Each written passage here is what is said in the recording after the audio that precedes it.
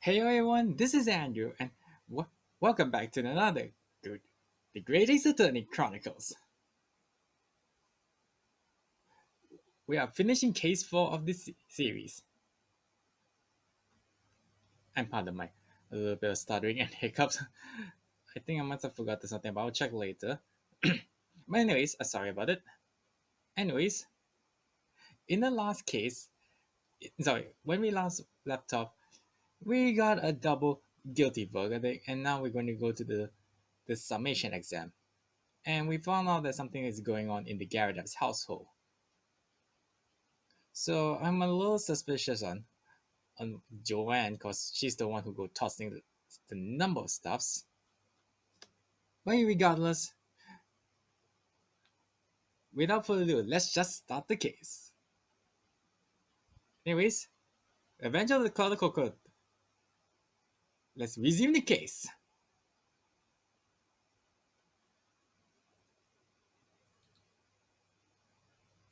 Okay, there we go. My test.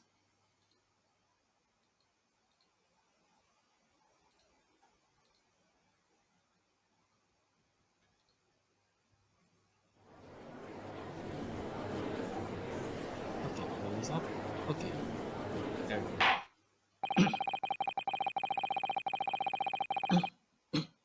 Okay. I have considered the defense's counsel's request for the further submission examination of the jury. And I have determined that the court must uphold the defense's judicial rights through this procedure. So, counsel, you will now proceed with your second submission examination. I presume the jury is ready, Mr. Foreman. We are, my lord. Very good. In that case, I must ask each of you now to state clearly and concisely for the court the grounds on which you find the defendant guilty of this crime.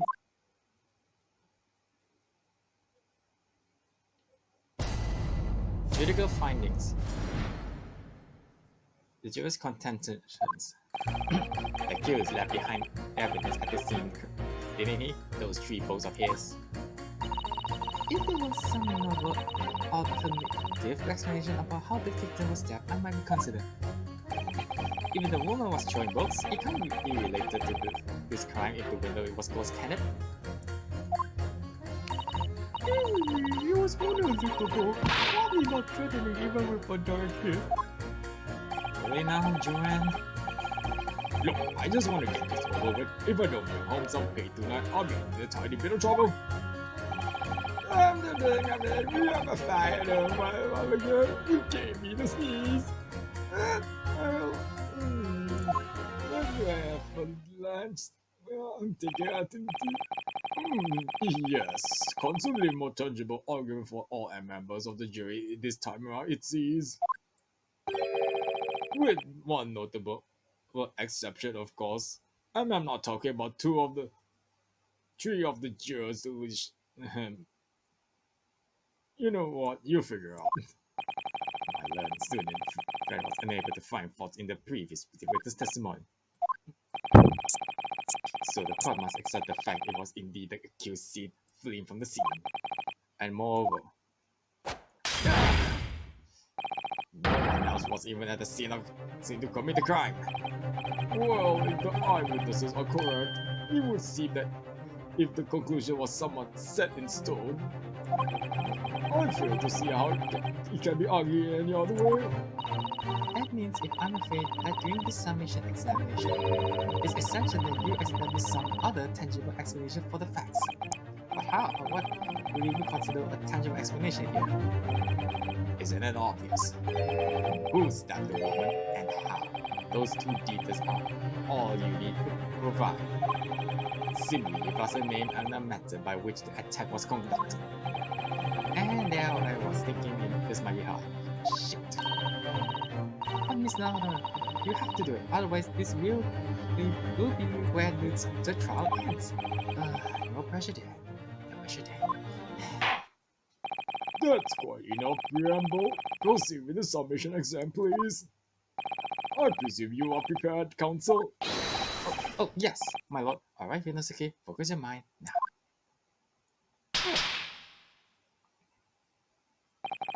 Clearly, the key to this summation examination is going to be juror number 4, the maid, or should I say Mrs. Garrideb.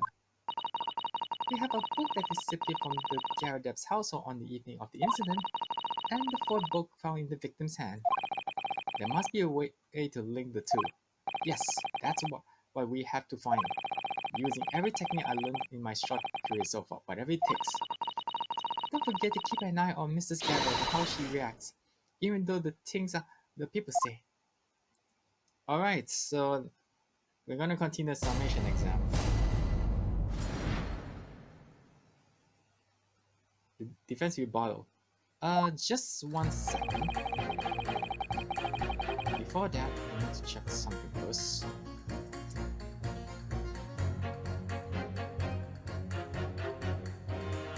One second.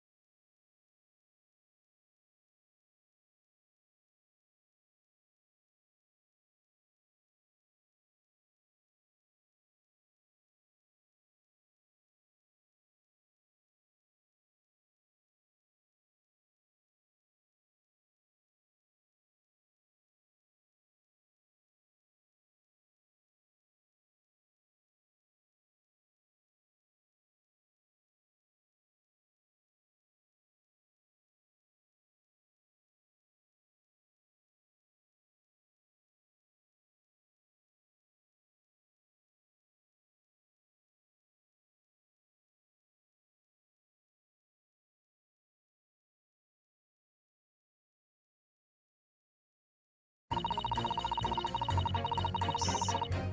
Okay, I'm back again. Alright, that skill is left behind evidence that the scene behaved those 3 books. This guy's... I'm not saying about this tree. If there no woman's was true, we can't relate to this case.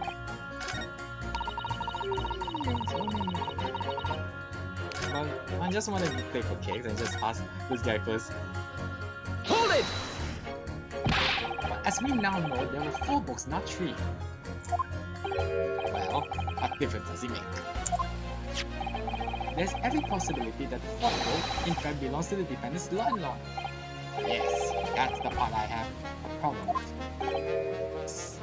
Son? Well, at the point you stabbed, this landlord fellow was at home, wasn't he? Enjoying food. Finally grabbing his wife or something, you said? That's not exactly how to put it, no.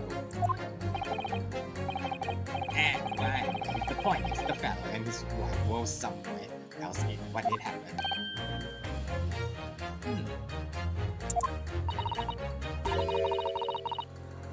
I think that's what you call a strong alibi. So it couldn't be the landlord which only is a Nipponese fellow. Honestly, I can't see what's all the palaver about. It's done deal, isn't it? I suppose it is, since I have nothing witty left to say. If there was some more eloquent explanation about how the victim was stabbed, I might consider... Okay, well, sorry. This is... We got to that side. So let's try to ask... Hold it! But the little boat was on fire at the time, wasn't it? I have to know. There's really no such thing as loving incendiary bomb. But he fired upon himself. It's never fire to betray a firing up. Isn't it? Well, don't you agree? Well, any kind of betrayal is certainly a bad thing, yes. But I think the argument might have arisen out of your misunderstanding Miss Garrideb. I mean, I remember it says James, not John, and it's, you know. MS. No more than that. The point is we were just having a joke with this little discipline. Nothing more. Let me hit you. What's wrong with you? 5 is like, did he hit or miss? I don't won't have any more of these suggestions that this has anything whatsoever to do with this crime. Right, well, we'll see about it. What about Joe number 5? Yeah, I was wondering. Oh, you missed. It doesn't seem to be turning a head and Mrs. Garrideb's relentless onslaught. Almost as though he used to it, what a gentle soul he is. Okay, just one minute. Hold it! You just want to get this over with? How can you sit there and say something like that? A man's future is at stake here. Well, him and me a big then. Like I said before. What? I told you already I'm a day laborer and if I don't bring home some radies with me tonight, you'll find me floating face down in the Thames tomorrow morning. What? You heard me. My mistress isn't one to mess about, she got me fist, believe you me. She might be on trial and you might be defending her or something. If that's the case. Another shining example of macho policeman. Women's are scary. A situation like this dropped up the other day, but it was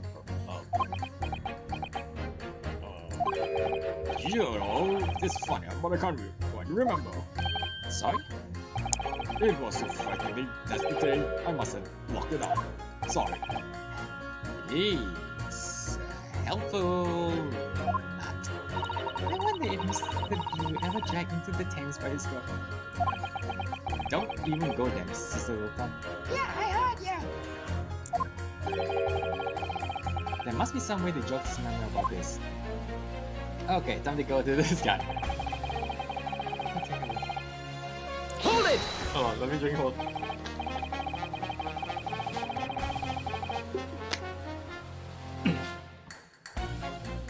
Does that have anything to do with your decision about the defendant's culpability in this case?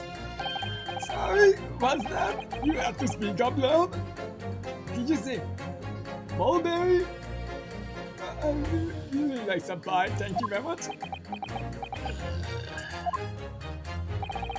Could you tell us about more than about that fire? Well, it was last winter. My grandchildren baked me a lovely cake on my birthday. It had 75 candles on the top indeed. What a sight to behold with. Well, I just... What? You put a candle on a cake? What? Was it some kind of devil shit?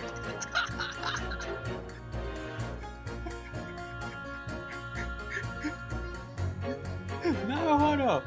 Does your country, I'm sorry to say, doesn't have those kind of birthday? Look, wait. 75 candles is way too exaggerated. It could burn the house. What? Of course not! It was an angel's cake! I did celebrate my birthday, obviously! Come on, this is not a satanic ritual! I mean, before the cake, we have meatball, steak, meatloaf, and mushroom soup, but come on! It seems like a common custom here in Great Britain, Mr. Mahodo. Anyway, I must not hold my pop to blow them up. Only I must have blown wrong somehow. I know I should have used a block or a speaker to do that, but well, the flames didn't go up and candles were flying all over the room. I know they should have bought that 75 candles and just stick to 5, 7, 8, 30 candles. Oh, I can't remember how many candles there was. Anyway, the furniture caught up and everything went up. The whole place filled with smoke.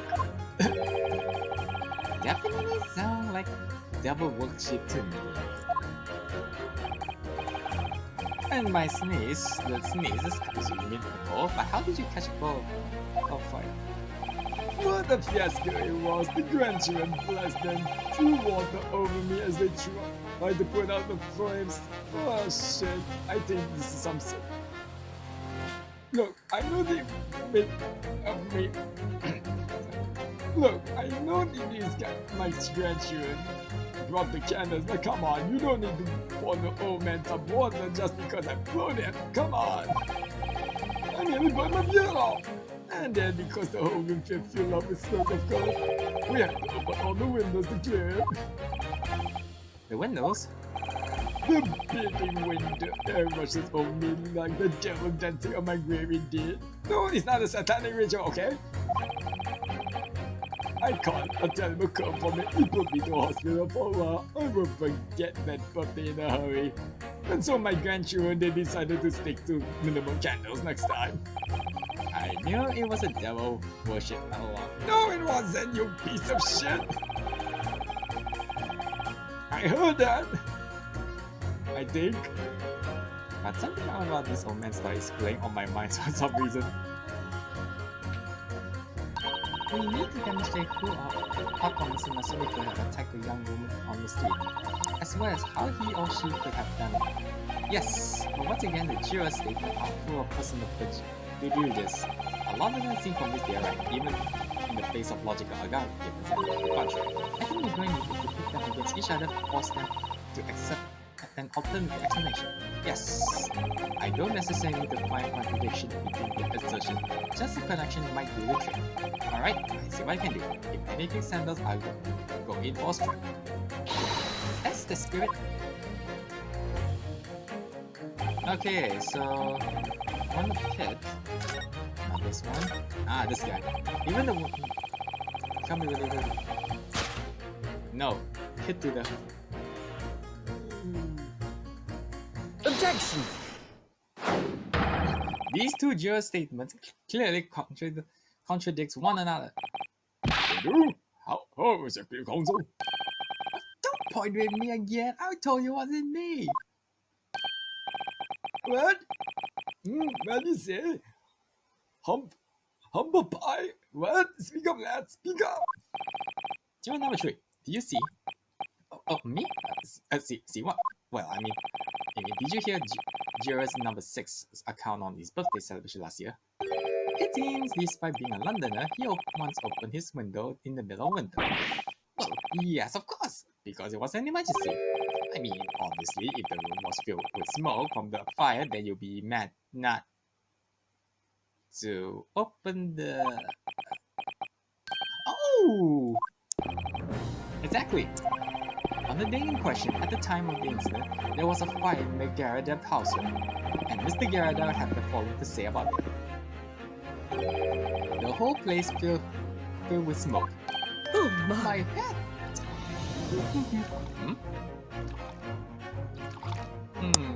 You know, I had that feeling.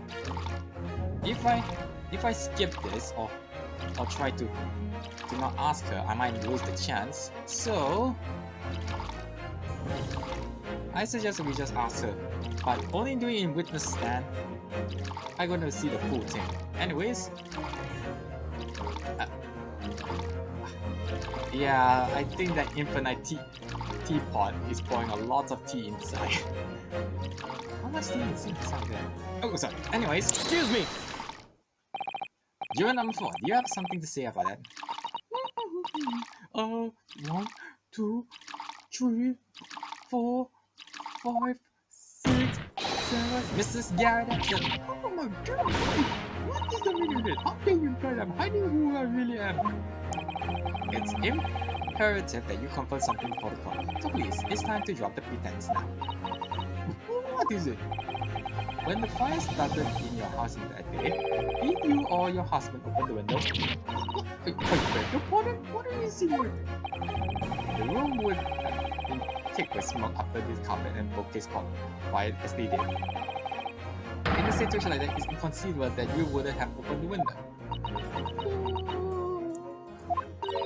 And what if we did? Alrighty then. Yes, you are right. My husband was frantically trying to open the window, which can't have been easy since I continue to give him a justly deserving book pattern. Even though your house is on fire? Really now? Oh, you never stop trying until your anger subsides. You have been terribly bad for the nurse to do otherwise. Of course, I should have realized. That's a significant step forward, Mr. Naohaba. You managed to establish that the window was open. We simply must have that added to Mrs. Garrideb's false statement. Now you mentioned it, the window was open at the time. I clearly forgot that. What is true? Hold it! Okay, this I'm gonna have to ask. The fourth book found scene of the crime shows very obvious signs of fire damage. And the title of the book is A Lion's Bride. The same title, in fact, as the book that Mr. Garrideb told us he has been reading. Well, I really couldn't say Come again. On the day in question, did you or did you not throw at your husband a copy of The Lion's Bride that he had been reading? I did. It was the first thing I could lay my hands on, so I hold this straight at him. No, and now you come to mention it, yes! He was rather enjoying reading with your word. Why did you not reveal this information to the court from the outset? Hey, stop hitting me! Even though we missed. It was good to remember, you solemn little man. I didn't remember. At a time like this, you pick up and throw whatever you can lay hands on. That's why you know. Although I can't pick up the damn cannon. I really don't. I barely noticed I was throwing a book, much less the title of it. Hey, it seems this guy remembers something. Excuse me! Miss me? What? Sorry, I just noticed Joe 6 is just hearing music. What? What? No, not you, Joe number 6. I mean, what is it, Joe number 5? What did you say to me? You know something? I remember what it was, that memory I blocked out. Ah. It was listening to what this granny was saying. Brought it all the floating back. What? Screw you! Who are you calling Granny, you cheeky devil? I'm Mrs. Garrideb the maid, I have you know. The man doesn't even flinch. Please tell me that's not because he's so used to being hit at all the time. It was about 2 weeks ago now. I just got back home after work night. I put my hand in my pocket for the wages I just earned that day, and I nearly died. There was a hole. Every last penny just dropped out. Oh dear. What a disaster. Yeah, I know I should buy a wallet, but I'm sorry, I'm too broke. You haven't heard the half of it, boy. Oh? The wife was cutting up some chicken at a time, but I could hardly get the words out, but I told her straight. I've lost the day's wage of love. Next thing I knew, the blade was whistling past my ears, stuck in the wall next to me. It did. About an inch deep. No words, just terror. God. Married women are scary. I could smell it, and the god-awful stench of the Thames. I was sure I was going to end up face down in the muddy banks that night, I can tell you. Now, that's real disaster, isn't it? I'll never use the word lightly again. Anyways, the point I'm trying to make is this. When women lose their rank, they'll throw anything at you. Knives, hatchets, hammers, sink, you name it. Just be glad it's not that heavy. As long as it's not so heavy, you're not screwed unless she's a butch. Mr. Naohaba, you mustn't think all women are so short-tempered and No, I wasn't thinking that. Throwing household objects at people is, well, it's so uncivil, but you throw me all the time! At least, attack with honor using a bow or the like. What? Attack? Who are you going to attack? Me again? No thanks. Never mind. Anyway, this man's words would rather be significant. Alright, we'll come back to the ball and arrow thing later. If I dare.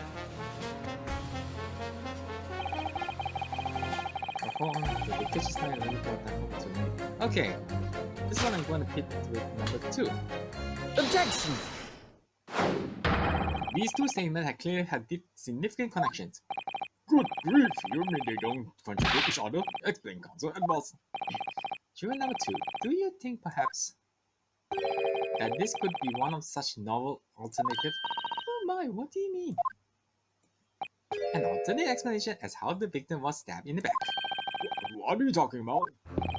We demonstrate that the fourth book, The Lion's Pride, was found in the scene of the crime, originated in Mr. Garrideb's room on the top floor of his house.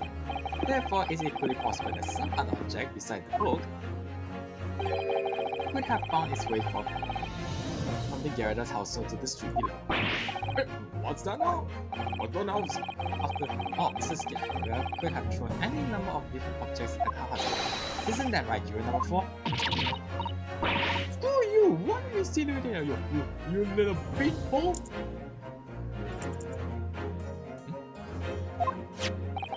I'm beginning to think that ever since the true origins of this book came to light, perhaps she had a feeling this might be what happened. Now you're losing your English, Gala. As the father of the jury, I demand a straight answer. You give us this yarn or some other object making its way out of the house. But what? What is it? I'm really taking a big gamble here. That was a bold accusation to me, but I haven't any real evidence to back up. But I'm certain that at least, the very least, this warrants further investigation. Alright, Mr. Foreman, I'll try to explain the defense theory. The other object that found its way from the Garrideb's household on the scene of crime was the jackknife. Really? Take that! Juror number 4, Mrs. Garrideb. What now? I must apologize in advance for this, but I need you to confirm something else for the court. This knife. Have you ever seen this knife before? Oh. Good Lord, Counsel, what are you doing? That's the weapon that was launched into the victim's back, man.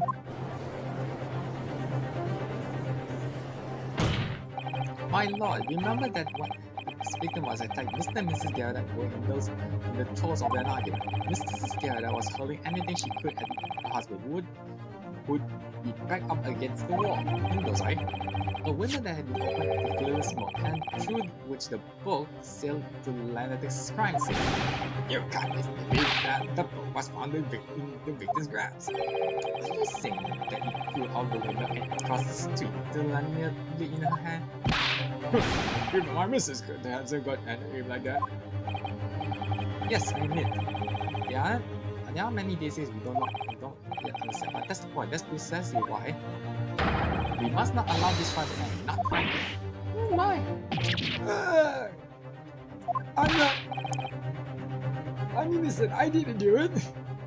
Mrs. Garrideb, your answer, please. Have you seen this knife before or not? Oh. Dead. Mrs. Garrideb? Hello? Hello? Mrs. Garrideb? Are you still there? My lord. My lord! I have wished to change my decision. I'm not one of my words after all. Thank you, madam. Yes, I agree. I certainly didn't see this coming, but I just don't think it would be right for this trial to come to an end now with so many unanswered questions. Mr. Foreman. I have to agree. Not that I think the granny didn't mind. Yes, you know what? I'm not quite happy about this the moment either. And all together now, ladies and gentlemen. What are we doing now? Guys? Do I need to hit it or not? Hello? Hello? We did it!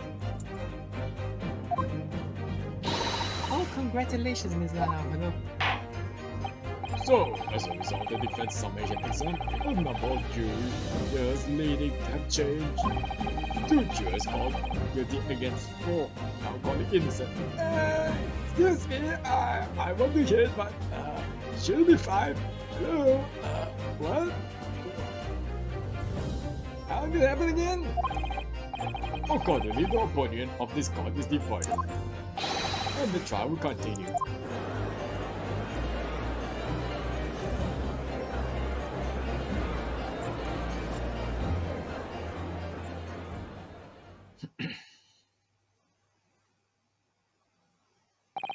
No, the Lord Ramsey, how does the prosecution wish to proceed?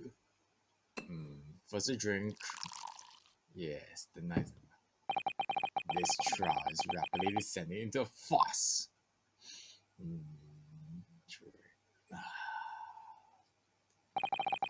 Like a cocked wine, the first few sips are bitter enough. Screw this wine! What follows is so repugnant, it's good for nothing, save for the gutter. If I may learn, Benzie, the defense had just put forward a credible alternate explanation for what happened. Credible? Is that your considered opinion, Mr. Ford? The defense argument is a joke to which I barely know how to respond, but let me stop by insisting. You must all familiarize yourself better with the relative position of those places being discussed. What do you mean by that? What's his angle this time? It should already be more than apparent that between the crime scene and the Garrideb household runs rather wide sweep Briar Road, which means that the distance from the Garrideb's house to the scene is somewhere, yes, 15 yards. Let me see. 15 yards. Oh shit, that's around 40 meters. 40 meters? Oh, that's a little further I imagine. And as you ladies and gentlemen, the jury rightly note that as having portentous significance, the photo was found in the victim's clutches. In other words, the smoldering boat wantonly held by the lady of the house travels some 50 yards to land it on the opposite side of the road, immediately between the collapsed victim's finger and tongue. Is that your final conclusion, my learned and deluded friend? Maybe? And did that jackknife follow near identical trajectory to land into the middle of the victim's back? This fantasy is somewhat stretching the notion of having a bad day for the victim, I think. Even those pathetic serialized detective stories have more believable plots. Like that Shom's bullshitting in stories in the Rand's magazine. Ow. There's nothing I say. Wait, what? There's nothing I say to that, damn it. That's prosecutor's lotus sound is what on course. Mr. Sato, serialized detective stories are pathetic that day. How dare he? He even mocked my shows. Maybe let's take our battles here. Let's focus on this trial, not the show. My lord, might I be allowed to speak? As judicial assistant, you may speak for the defense. Yes, go ahead. The prosecution may consider the idea of privacy on what the defense hypothesis was believable enough to persuade the jury to change its learning. And as such, the court has a duty to explore this alternate explanation as thoroughly as possible. To the end. Juror number 4, Mrs. Joanne Garrideb, must be called to testify and submit to cross-examination. Since alive, a cross-examination of a juror. Back up. Order. Well, this is highly irregular. It is unprecedented for the member of the jury to be summoned to the witness. Objection! Screw this one. Oh, ow! Fancies, why? And unnecessary, like the guy behind me. Screw you! You wanker! Ow, my head. Lord Venzit. There are already witnesses in the stand who testimony in the defense may could further cross-examine. If my learned friend's fossil theory has any truth in it, then both a Bonimo and Jackknife must have flown through the sky before this couple's eye. And we must assume they would be able to testify it accordingly. What say you, witnesses?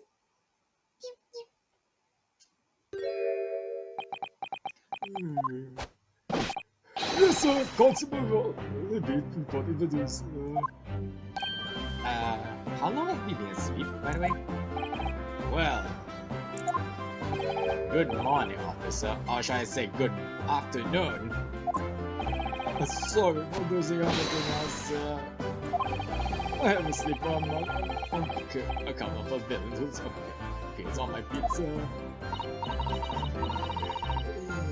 Oh, so they are so heroic, these London bobbies. Patricia, my darling, I have been neglecting you. Oh no. Oh, Ronnie, my hero, you make me smile. Yes, I understand. But well, I hereby reject the defense because I'm sorry.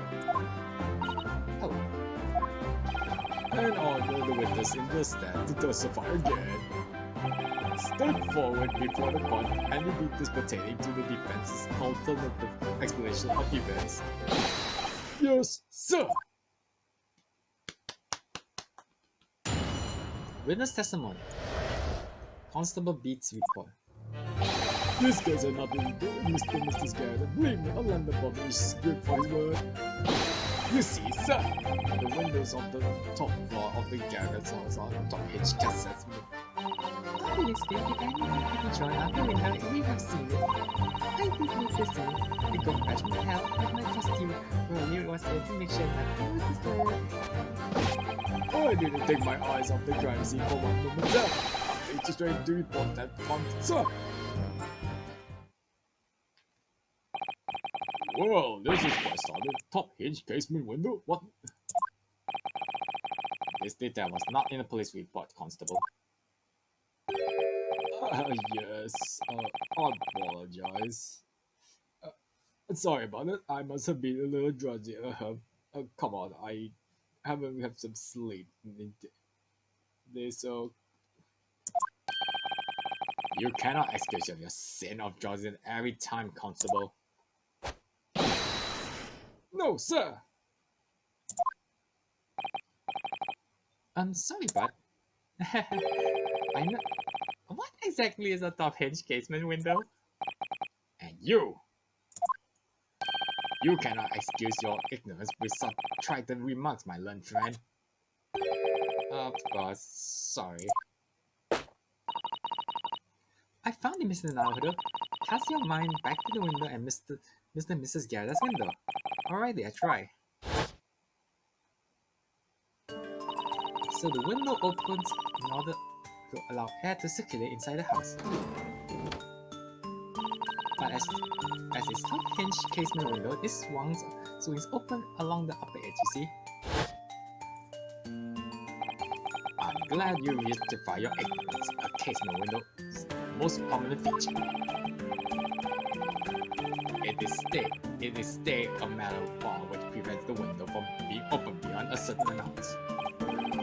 It prevents it open. This is all new to me. Absolutely correct, sir. In other words, if the ball or the knife will have to be thrown through the open window, it would have clattered against the pane and fallen straight down the paper below. No. See the problem there? Good. Your education in Windows is complete. There was never any possibility of either the book or the knife traveling 15 yards over the road. That is unless the window pane had been shattered, something we discounted already. That can't. Did you see that, Rolly? Did you see that, Rolly? The young Japanese man just collapsed in agony. Oh yes, my darling, I saw it. I just saw how he grumbled before me. you're so strong. Oh, come on. Please stop mocking my agony. How this is happening? I have witnessed other cross-examination yet, and already my argument's been destroyed. Fuck.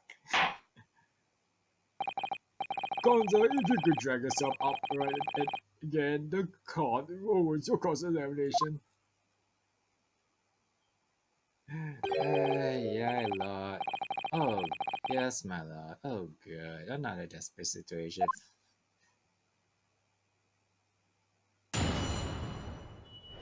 Cross-examination cost a beat. Okay, so I'm probably not gonna get anywhere further with this guy's thing. So I'm assuming I have to go talk to this guy a lot.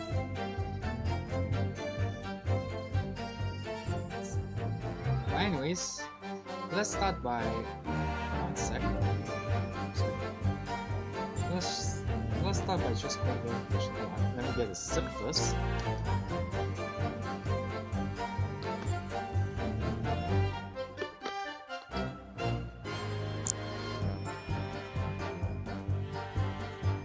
Okay. Sorry about that. Hold it! How can you say that's all certain? A very good question, sir. And the answer is this. It has the normal founding principles of the force written on it as everybody to us as policemen for our sworn duty. He showed us that before, didn't he? Did he? I can't say I don't know. To patrol the streets of London town and uphold the peace of the common man is what the jobs are all about. And that is why I stand here today beside my long-suffering wife and tell you about his good word before his word while rubbing my tired eyes under the lid. Sir! Oh, Ronnie, you're so happy. Of course I am, my darling Patricia. Oh, Pat. Oh, Ronnie. Stop it already. No, none of this is what I meant. I mean, how could you say possibly that the case has nothing to do with Mr. and Mrs. Garrideb? Oh, I see. You should have said that so earlier. So, Yes, well, so could you answer the question? That was a waste of time. absolutely, sir. I will answer you to the fullest of my ability, sir. That's a surprising reason why Mr. and Mrs. Garrideb's domestic dispute can't be related to this case. But before I get into that, sir, just one thing. Yes? I very much like you and your countrymen to understand the great British institution of Scotland Yard. So I hope you take back some tales of us London bobbies and how we would uphold our guiding principles. I wasn't planning to be going on back just yet. I only just arrived. In any case, so in the to that end, sir, I'll be happy to lend you my warrant card for your pre-use. But I must warn you, you won't be able to get through it without shedding a few tears. Thank you. I'll try.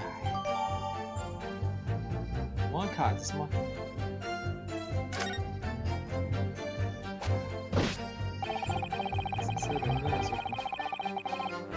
Hold on, before that, let me just check the card. Always check your card records before doing it. Item 1. Okay, sorry. Principles of policing. Item 1. A police will strive. Item 1. A police will strive to preserve the peace within his allotted beat. Item 2. A patrolling officer is expected to walk 20 miles around his beat every day for the furtherance of community relations. Metropolitan Police Regulation. Item 1. Any crime fall under the jurisdiction of the beat in which they are discovered. Item 2. When a crime is discovered on his beat, a policeman must assist with initial investigation and help with detectives. Okay.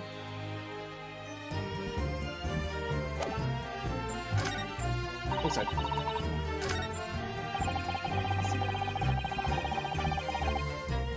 Hold it! By which you mean they don't fully open, is that correct? Yes, sir. They're just there to allow a bit of air through the house. You see, that's what they mistaken as how much they open. Therefore, anything thrown out the window from the inside the room would simply strike the pane and fall to the street directly below. For clarity, allow me to mark the map. Here is the location where objects would have fallen. Yes. Directly opposite the scene of the crime on the other side of the red and white road. Would that be so hard for someone to mention this top-hinged case contained before? It's common knowledge. Thank you very much. Well, I have another question for you, Constable. And what that be, sir? How do you even know? Why would you have any idea what sort of windows Mr. and Mr. Garrideb's house is furnished with? Ah, well, sir, that's very simple.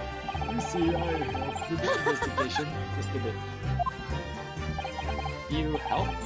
In what way? Various members of the public were questioned in the order to get information about the case. That's right, sir. Those centuries we all overlooked. So even though it was under the jurisdiction of my own beat, I obviously wanted to help. I see. Well, thank you. Not yet, because you did say something.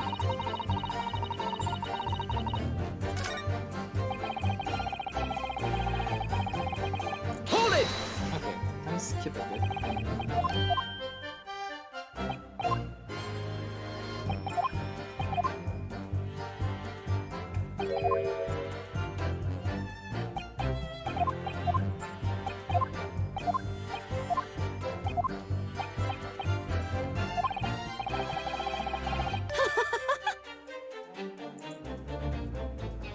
Excuse me! Do you have anything to add, Mrs. Beat? Oh, sorry. You look well delighted. Is there some particular reason for that? Oh, I was just remembering that we really were so lucky.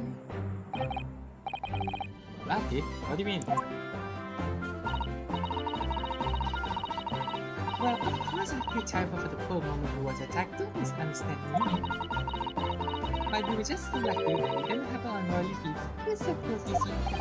Oh, I hadn't realized. Oh yes, that's the right one. That's the boundary between royal feet and the next one. Isn't that right, my love?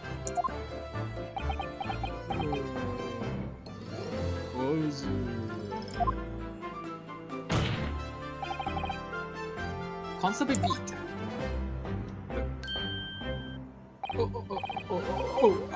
Yes, that's right. That's the reason why I have been on the interviewing the occupants of the Garrideb's household yesterday. Yeah, whole house is on my basis,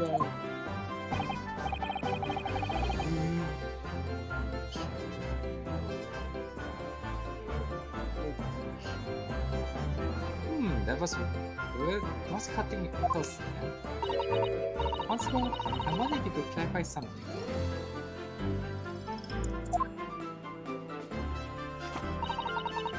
If Garrideb's household was on your close, does it mean that the pavement next to you? Does it mean that the pavement next to you it is as well? outside Mr. Garrideb's house? Yes, ma'am. The pavement on the side of the road is part of my beat. I see. I was unaware of that. Just think, if the woman had been attacked just on the other side of Briar Road, we would never have been able to go off at the New Year to celebrate our wedding anniversary. But that's the life of Bobby after all. Extraordinary people, our bodies, tireless working for the benefit of all Londoners. Do you know why I think? I think it was a good note to where we wanted my Rolly for all his hard work. Yay! Don't you agree, so my darling? That must be it, but my love, that must be it. I think perhaps we should make sure that we have that information officially on record. Leave it to me, Mr. Lauder. I'll take care of it immediately. The case file information has been updated. And now it's my turn, I think. Yep, let's go. Hold it! According to my notes, the sun has gone down already and it was dark. Oh, my Rolly and I were strolling along gazing at the sky and looking for our lucky star. Sorry? The stars that will guide us to eternal happiness. Can I guide you to answer the question? God. If a flammable has cut across the sky in front of them, he would have lit up like a shooting star. It might kill us too, but it might injure some people. And if I see a shooting star, I will have made a wish upon it. Not more than expected, I would have said 2 times at least. Of course, what with the smoke and everything, we couldn't actually see the stars. Sure. Are you trying to say that neither a boat nor a knife crosses the sky before? Yes, sir, that's correct, sir. As sure as the night sky in London is starless, sir. It certainly seems that you're telling the truth. And then we saw the poor woman fall for building out, so we went straight over to help her. I didn't need to see the man go that year, but I just trusted him. Hold it! Yes, you said that you went to the nearby police post to fetch an officer, is that alright? That's right. If you hadn't been on notice, I would have known exactly where I was going to class. Don't be prepared, my love. You can't be expected to know the location of every police post on every beat. Why, I even forgot mine. Oh, I forgot other people's ones like 20, 30 people. Bobby's, I'm sorry. So totally told me the way, only I stuck a little lost on the way. Patricia, my darling, that's why I love you. The tone, the sense of direction is bewitching to me. Oh, Pat. Oh, please, God, stop!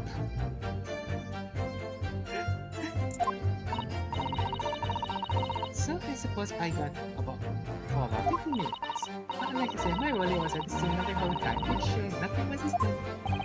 I was off duty at the time, of course, but our trouble was never really up to the set.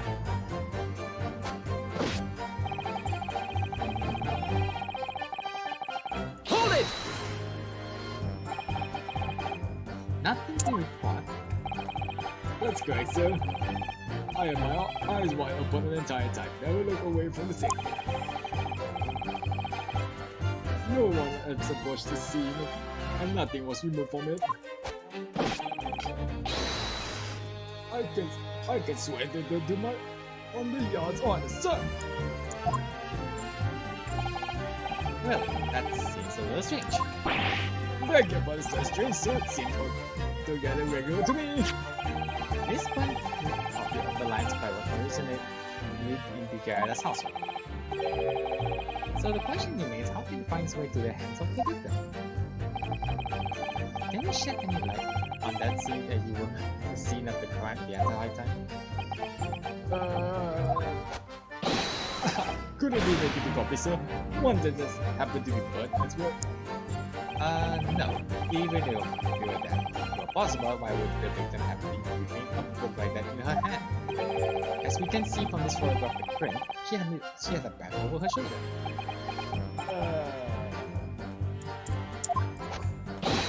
Well, sir, that book was in the lady's hand from the moment we arrived at the scene. Is that so? Something about this statement that's not sitting right with me. The two mysteries of how the knife ended up in her bag and how the book ended up in her hand. There must be some common thread between them. Ah, jeez. Can I ask you something, please, Mr. Liza? Please. Oh, yes, of course. What is it? As long as you're not using your hobby to punch me. You're dumping us, aren't you? I can tell. What? I wasn't really. I mean, what's she doing? Please, just because I'm a woman doesn't mean my testimony any less valuable. You might just see me as the white hat policeman. I am a woman of my word. I am. Yeah.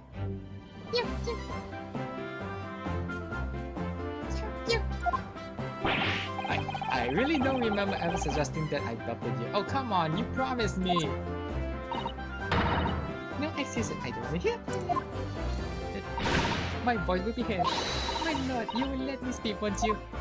Well, yes, Mrs. Smith, I will allow you to supplement your testimony if you so desire. Sometimes the path of the least resistance is the sage one. Oh, youth. I'm Mr. Garrideb. That was a very long matter. I heard that. A Japanese man thinks a police wife's word counts for nothing, does he? Well, watch out, sir. I might let you get away with something like that, but my Ronnie won't. What? What do you mean by that? Duly noted, Mr. Speed. Please, I humbly ask you to continue without using your husband and to punch me. What could she possibly be about to say, I wonder? I know what I said, man. I nearly Hold it! Okay, let's try. Mrs. B, nobody is questioning you what you told us. Come on. I saw ID. That evening, I saw it clearly. That little instant man with whiskers and a funny curve back slipping away in the scene. Mr. Mary, I think we need to find a therapist for you. And I know I didn't see it as well. I didn't see the flaming ball on knives thrown to the sky. All very clear. You also mentioned something about having a poor sense of direction. Oh, yes, well, that's a little embarrassing. I'm always ending up with the wrong place when I made an arrangement to meet Rolly. He gets ever so cross. Oh, well, we all make mistakes like that from time to time, sure. I got wrong in the wrong church on the day of our wedding. I remember it caused a terrible curfew. I mean, who is this Larry? I nearly got married to someone I never met before.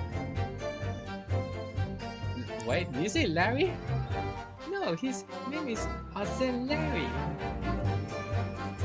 He said he's some sort of a crazy gentleman thief, but he hasn't stolen anything, not even hearts. Until Sherms come to bang on the door and arrest him. That will we most certainly not do, madam. Anyways, continue, Larry. Give your testimony, please, Constable. Yes, sir. Ah, good. I guess I don't need to go back and forth. Okay, so let me second.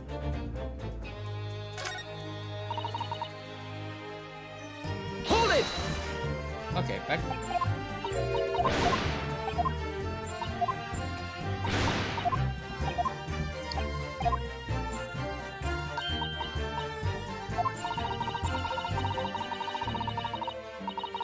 What? Excuse me! Constable Beat, is there a problem? Hold on, before that, how are them? How are them? Okay, this is 30 and 46. 34. I'll go to green. 23 and 21? They're married? They're so young! I'm sorry if I'm a little bit insulting, but what is the age? What is the minimum age limit to get married? Okay, sorry. Constable B, is that a problem?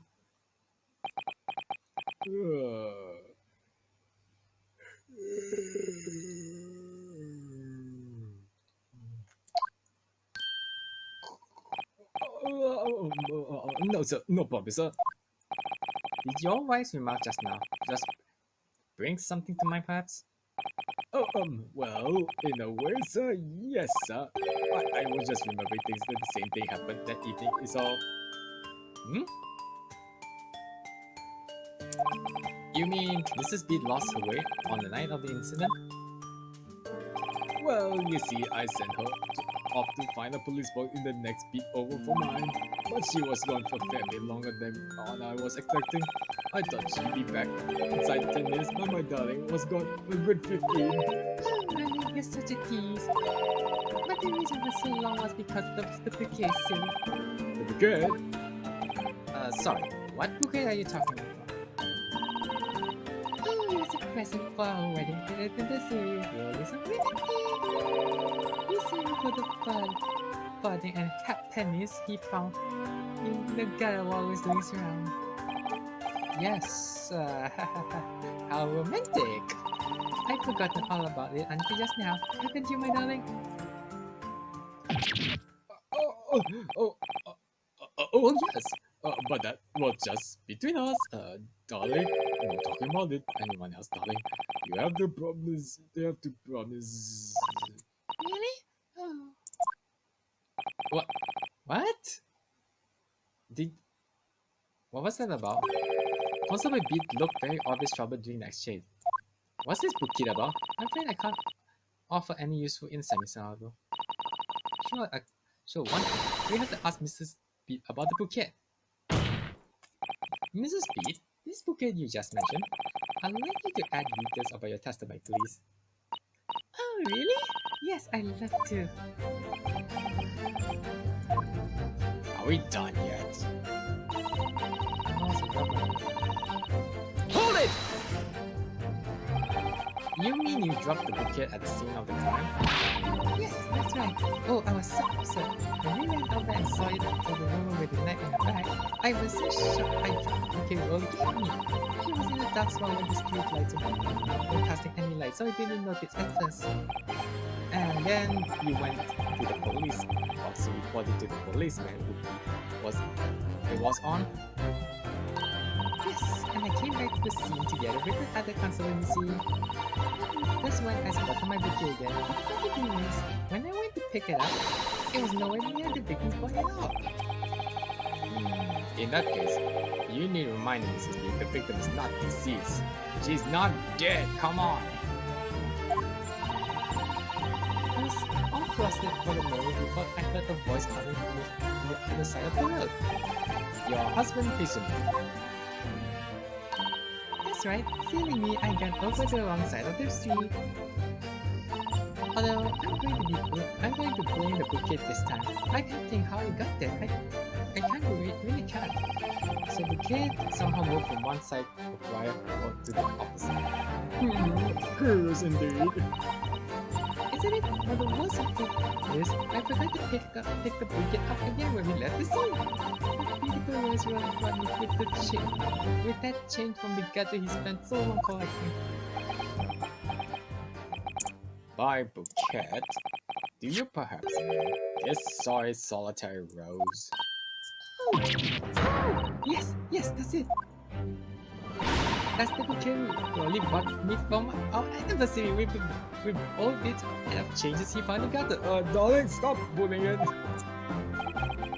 Maybe just call it a rose? I mean, the bouquet's supposed to be a lot, but Tell us on Benzies.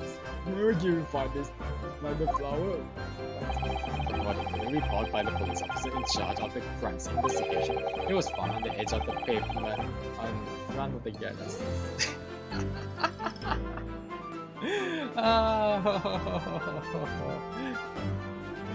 Thank you, Mrs. Beat, again.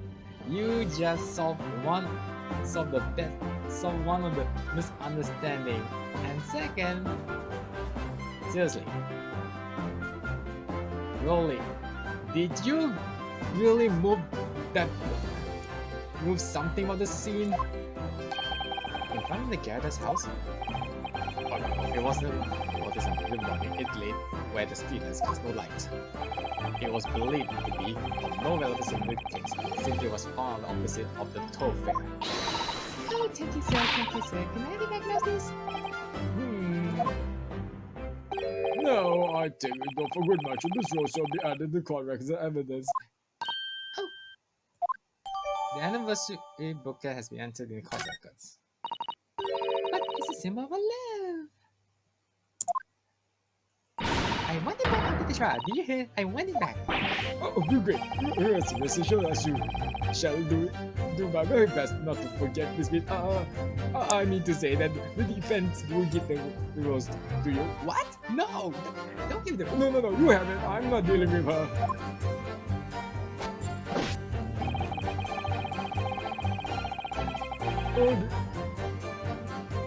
Okay, I need to check this first before. This rose was in the other side, so how am I going to put up? Okay, this one says, in English, it's such a beautiful flower. This is roses. I've never seen one before. Do you not take interest in flowers, Miss Naomi? I wouldn't say that exactly. I do know 3 types at least. Gosh, 3? Yes, plum blossom, peach blossom, and cherry blossom. Perhaps you should consider branching out, learning some unfruit tree based, for example. It's very stylish for the holographic kid, isn't it? It's just an old newspaper missing. Oh, I suppose it's because I'm not used to seeing English print. It looks so error for me. I see. Is something wrong? Oh, no, I was just thinking that if you have a stone-bit super baby English newspaper, it might look something a lot like a fancy cake. You do look at cakes. Okay, but... Objection! Got it! You claim, Constable Pete, there was nothing to report in the 50 minutes or so while you regarding the scene. But that cannot be. What? What again? Sorry, I wasn't paying attention. What do you mean to say? In your testimony just now, Mrs. Pete, you explained to the court that when you arrived back at the scene of the crime with a policeman assigned to that beat, the bouquet you had dropped at the victim's side was no longer anywhere nearby. Objection! Yes, on the opposite side of Briar Road to where the victim was attacked. By considering the size of that meager bouquet, it was a single solid wound can be so described. No doubt it was blown in the wind across the street back into the gutter where it belonged. Hey! Rude! Meager? Objection! But if that were the case, why did Constable Beat have not testified to that fact? Good point. No one else has approached the scene, and nothing was removed from it. Constable Pete swung to on the Scotland Yard's on. But speaking of it, you didn't me. It was nothing to do with the case. That's why Rolly didn't mention it, I'm sure. No, because sadly, it's not only your bouquet that we are talking about here. More than one thing in this case is mysteriously the wrong way around. What are you talking about? Think about it. Beside Mrs. Pete's bouquet, there's Mr. Garrideb's book. Mr. Garrideb's copy of The Lion's Pride, which was thrown out of the window by his wife, would have struck in the pane of the casement window and landed here on the west side of the street. And yet, it was actually found here on the opposite side of the road in the victim's hand. Meanwhile, according to the testimony which we heard from Mrs. Pete's bouquet, should have been dropped here at the scene of the crime on the east side of the street. And in fact, he was actually found here on the opposite side of the road in front of Mr. and Mr. Garrideb's house. There's no logical explanation for those things, unless somebody deliberately moved them. What are you saying? What are you trying to say? The way you're telling it sounds like you think my Rolly done something wrong. Don't you listen to a word of that scrawny lawyer says. We're doing on the boat. Okay, why do we care? It's nipping, that's what it is. What? Oh, good. Mr. Garrideb comes around. Damn it. Okay, anyway, you might call it nitpicking, Mrs. Garrideb. Deliberately meddling with the scene of the crime is a criminal offense. It's called, tampering, Mr. Naohiro. But that person responsible for this tampering cannot admit to it, for the very subtle but compelling reason. Objection! Tamper. You barely heard the term before. You just only heard it from your assistant. Tell us, my learned friend, who would possibly have that cause to carry out such an elaborate deception? Yes, there is someone who tampered with the scene of the crime that evening. All the evidence and all the testimony points out to that one particular person. Counsel, I must demand that you substance this conjecture. Who are you trying to say is responsible for tampering with the scene of the crime? Obviously, it's this guy. Take that! Rolly B. He's the only one who can do it. Obviously, there's only one person it could have been. Constable Rolly B, it was you. What? A policeman, not a member of the Scotland Yard? What nonsense? Why would my Rolly do something like that? There's no one greater than my husband. Nobody works more tireless for the people of London. Mrs. B, you said in your testimony that your husband asked you to go to a nearby police post to fetch the other officer on duty. The 50 minutes that you were absent from that scene is the only opportunity anyone had to tamper with. You're making it up. It's all nonsense, all lies. What about the Japanese man with the whiskers? I bet it was him. He did. Objection! I'm afraid that's not false. If that was true, Constable B would have seen him do it. You too. Oh. And forgive me for pointing it out, but when you dropped your bouquet, Mrs. B, it was after the bookman had fled the scene. Well... Objection! First, you make an accusation on the landlord and his wife. Now you incriminate a policeman as well. Your accusation is one very important thing.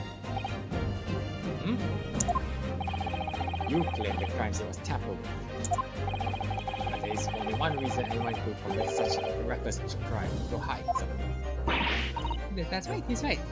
But my husband and I just happen to be there. That's all. So why do we have anything to hide? It doesn't make sense. You're offered no motive for this alleged tampering, and until you do, your accusations are nothing but empty threats. Constable B has a very good reason to want him to tamper with the scene of the crime. That's the key to the entire affair. Mr. Hart, have you managed to solve the mystery? Counsel, you may have made a very serious accusation against a London police officer. If you are mistaken, I'm sure I need not point out that your reputation as a lawyer will be irreparably damaged. With that same one in mind, you would now expect me to call the motive of this alleged tampering. Yes, my lord.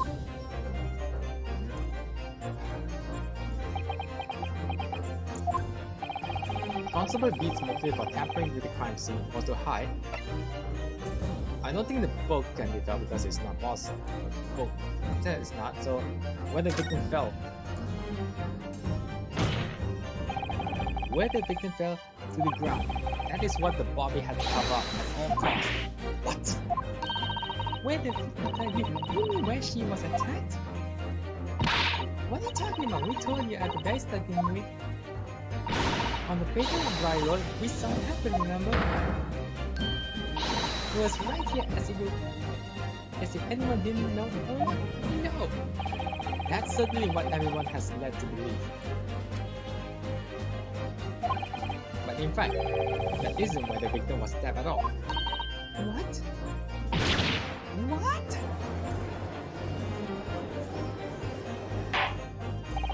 I'm beginning to wonder where this tumultuous trial will end, Counsel.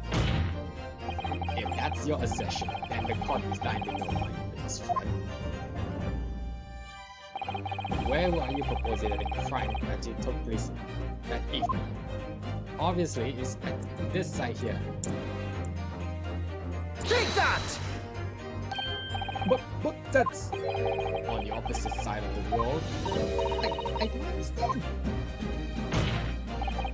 On the evening in question, Mr. Garrideb's book fell directly down from the open window, and your book in Mississippi never moved at all. What did move was the scene of the crime itself. Good gracious! Objection! Perhaps you have been listening to the ample testimony the court has heard. These witnesses both saw the moment the attack took place. That's right. I saw it with my own eyes. It was 5 o'clock in the evening and already dark. There was a typical London fog on the ground. When you saw the incident unfold and ran to the victim's aid, that was actually on the west side of the Briar Road. No, that's not true. It could happen. Constable B then arranged for you to be absent for a while by sending you for help. And during the 15 minutes you were away, he transported the crime scene. He moved all things shown in this clip, the victim herself. He moved everything in fact to the pavement on the east side of the Briar Road. Extraordinary. But the constable overlooked one thing. What did he overlook? The bouquet, I presume? Exactly. Damn it, I should have showed it.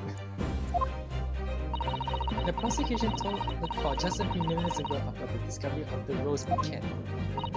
Lord Fency said it wasn't noticed until the morning after it laid where the street lights cast no light, Yes, it couldn't be Tetsi, obviously.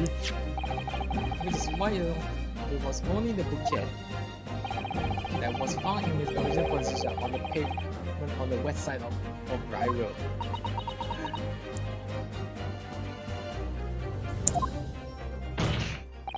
And that is the defense theory about what really happened that evening. How do you respond? Constable Roy Beat?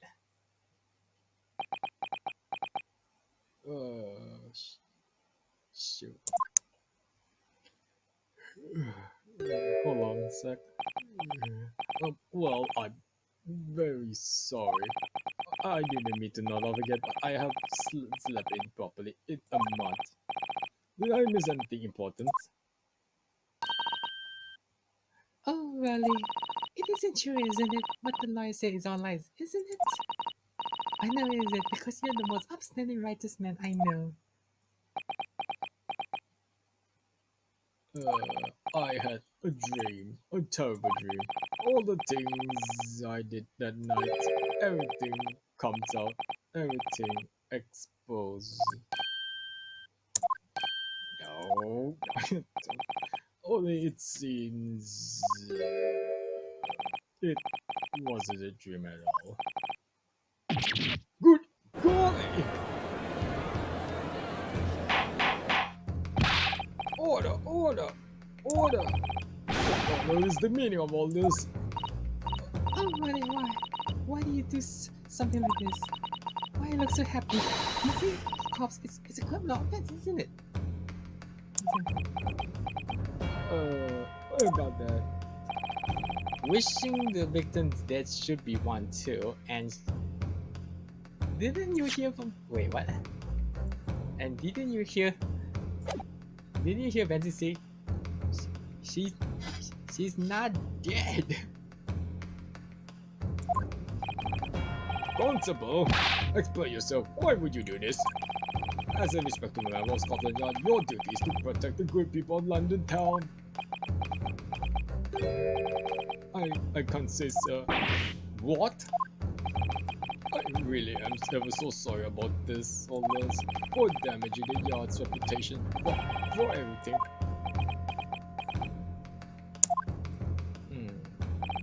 I have a possible explanation. For why on that particular evening, Constable Beats felt compelled to move the scene of the crime. I can think of one reason. What? How could you possibly know? You're a foreigner, presuming to understand the mind of a Scotland Yard policeman. And yet, Lord Bessie, this foreigner who had uncovered the startling truth of the matter thus far. And so as the bouquet flower that you had exactly showed it to her. I believe it would be beneficial to the court to hear this extraordinary young lawyer's theory. Counsel of the defense, if you please. Yes, my lord. Now then, I think you have the show or some evidence. At once, my lord. England, Japan, it makes no difference where you come from. Human emotions are the same. And I think I have a fairly good idea of the feeling behind this man's action. What gives away the golden for Constable Beat's unthinkable action? It must be this one. I'm sorry. Take that! I realize I'm a foreigner in this land and I have only just arrived from Japan, which is why all this information about London's so-called bobbies is completely new to me. I learned that though, honorably, patrolling the beat is the most demanding work in the world, for example. Keeping the peace, looking after the citizen on his beat is in all kinds of ways. There's no doubt that the young Bobby is charged with a great deal to each day, certainly. But for Constable Beat, the day in question was special. Special? How? On account of this bouquet, my lord. Oh yes! It was our first wedding anniversary.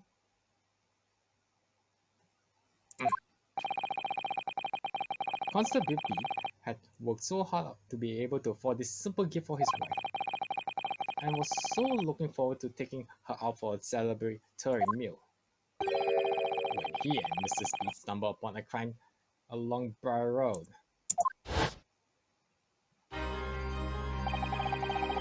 When he saw the shadowy figure through the fog collapse on the pavement ahead of them, what might have gone through the man's mind?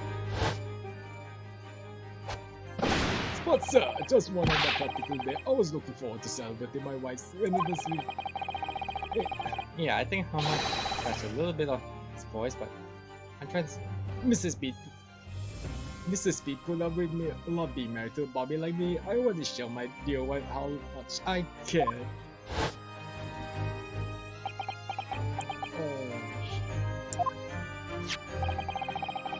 this is the warrant card that Constable Beat offered to lend it to me earlier.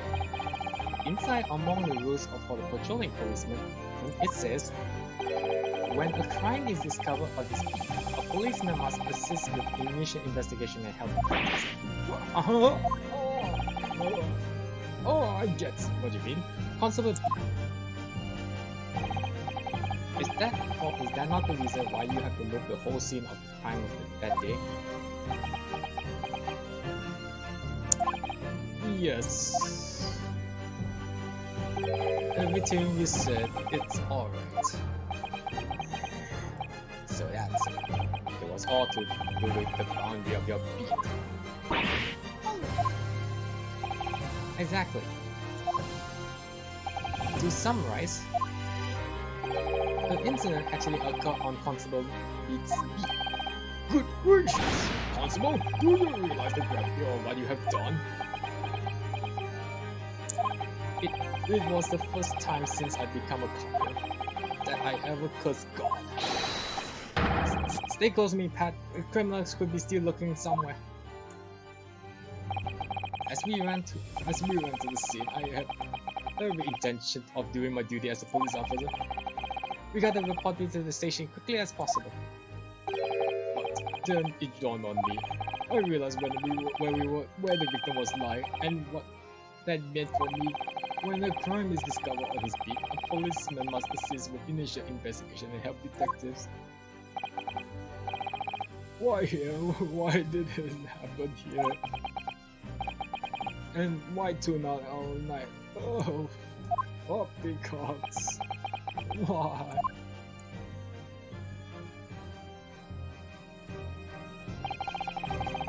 It's a copper's job. We got the scene of the crime, so I told Pat she had to go to the nearest police box and fetch whoever was on duty. It was then when I opened my mouth to speak. I just came out. I couldn't believe the words that were coming out of my own mouth. This is the next beat to mine, Pat. So you have to go to the police box. I covered it. Turn right along Midcastle Street and then... Oh, God, why?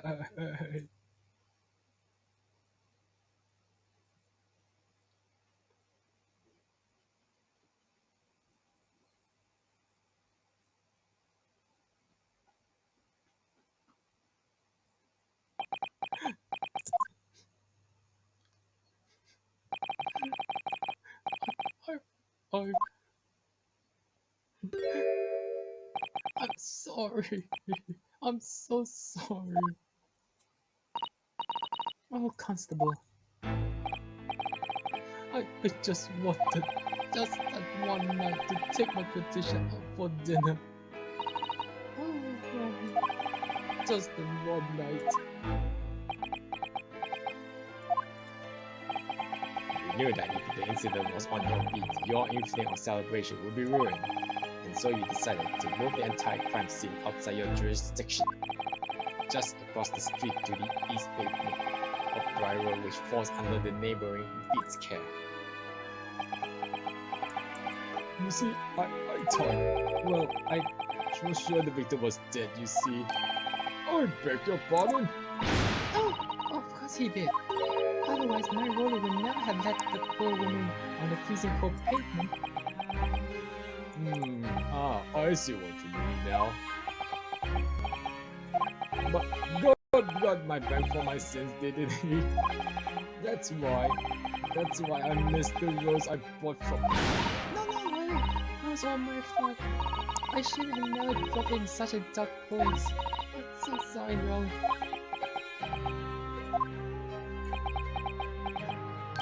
And can you tell us, Constable, how many boats did you roll from that one side of the road to the other in total? Four it was. Yes, sir, definitely 4. 3 of them dropped by Miss Nursing, and the 4 being the one that fell from the window upstairs in the Garrideb house, of course. But what made you place that boat in the victim's hand, where all the others scattered happily around? I mean, Oh well, sir, that's because that's how I found it. I mean, I had to drag a body about 5 minutes. It's not very easy. Sorry to say. how'd you find it? What do you mean?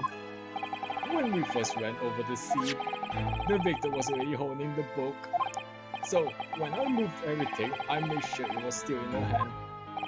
You're sure this book, the lines right that the victim was holding? Oh yes, sir. No doubt about it, sir. Interesting. The 4th book's information has been updated in the court record.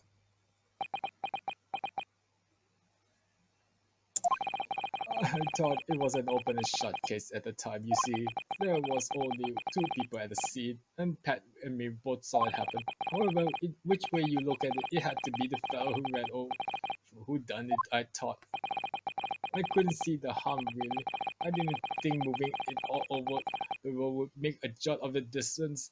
Like I said, it was heavy, I'm sorry. But for her, I suppose this isn't for me now. I had it.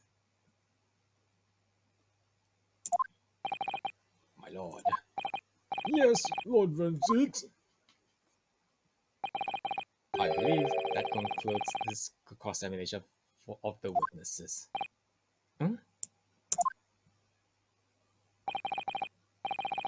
Constable, you may withdraw. Yes, sir.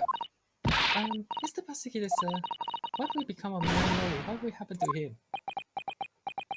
For now, you are free to go home. The police will contact you in due course. Please, don't punish my husband. Was all my fault. It's because I'm always mourning at him to coming home late.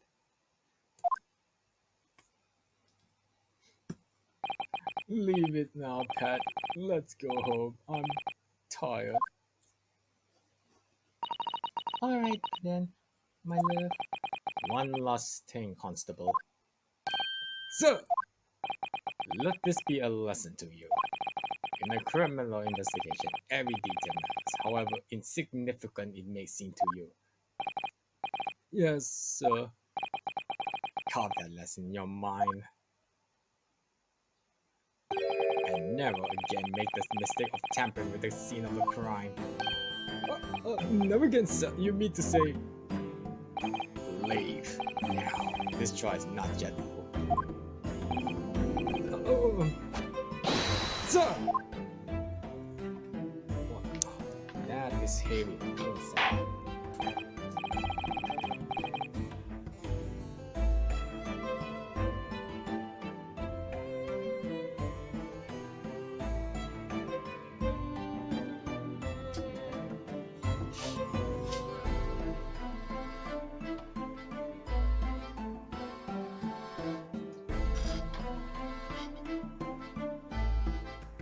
Yeah, this one is very heavy. To think that, yeah, I couldn't understand what he says about his love and all.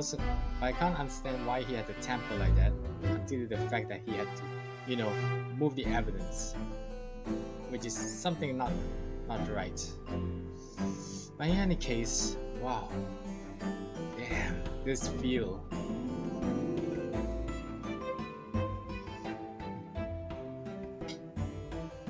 Okay, sorry.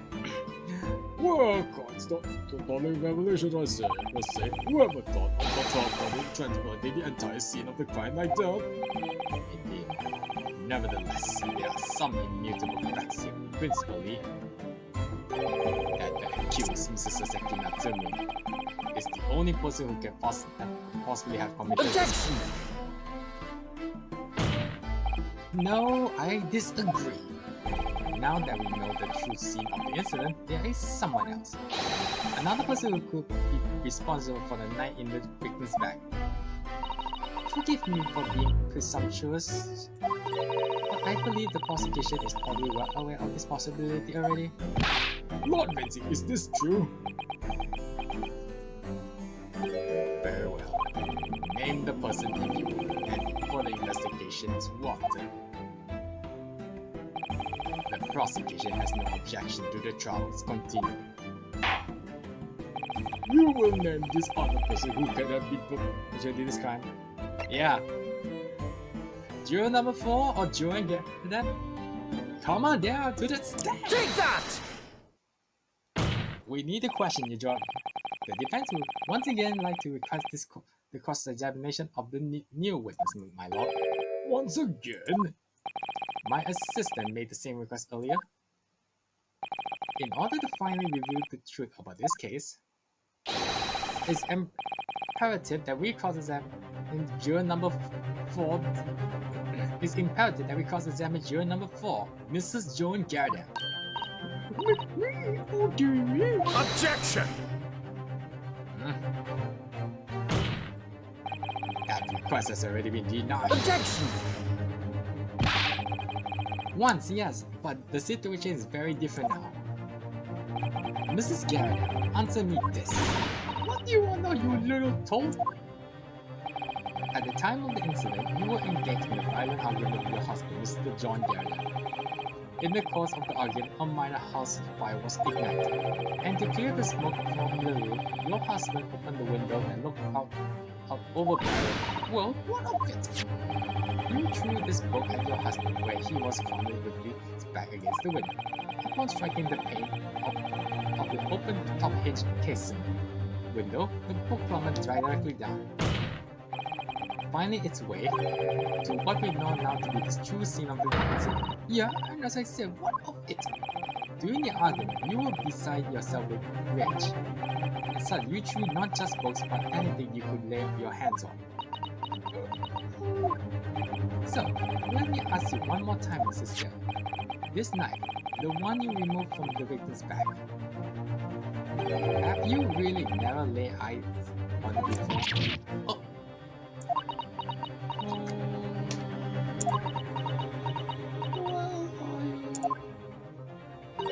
I don't recall it. Nani? What? Seriously? I'm not supposed to remember everything I picked up and threw my husband. Anyways, the man over there, involved that we get the said member of the jury needed to testify, didn't he? Conveniently, yes. Objection! No, I have no recollection of saying that at all, juror number 4. Who is this prosecutor you are referring to? What? Make no mistake. You jurors are not special in any ways. You are not immune to the judicial process. If you know something about this knife, madam, let the truth come out. But that's just a normal gun and knife. You could have come from anywhere. We have servers like that at home. If one went missing, how would you expect me to know? What? What's that? You seriously say that? Are you joking? What are you saying, please, Mrs. Garrideb? Now you listen to me. I refuse to believe all this nonsense. I couldn't bear that thought that I have injured someone. Do you hear? I couldn't bear it. Oh, the poor woman. So, yes, I want evidence. I want to see what evidence if you're going to insist of this be my fault. Really now, Granny? You're going to have to believe that I threw that mud down. If that's what you think, come along now, chop chop. Do your worst. Well, Mr. Naoholo, if I had evidence that I got believe that I would have thrown it at her already. Then take the stand, juror. The prosecution does not object to the defense request to the cross-examine this woman. Thank you, Lord and Six. I'm going to have to testify? Juror number 4. As I'm sure you will appreciate having observed it with your own eyes today. Witness testimony can lead to the most extraordinary truth being unearthed. Truth of which the witnesses Chester may not even have been aware. So I demand your full and unalterated testimony in Mrs. Garrideb and my words in this court of law today. We shall extract the truth. Do you concur, counsels? Certainly, my lord. Oh, that's what I'm hoping for, my lord.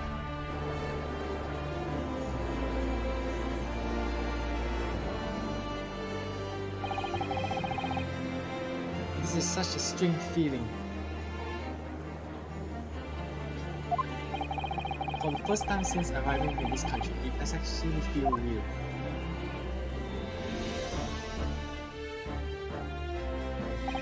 I'm here in the Old Bailey and I'm a lawyer.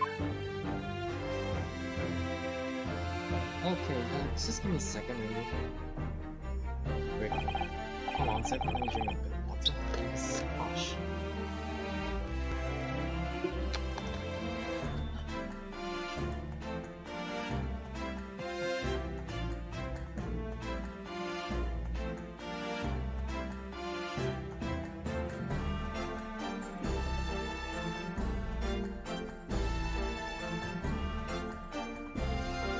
Okay.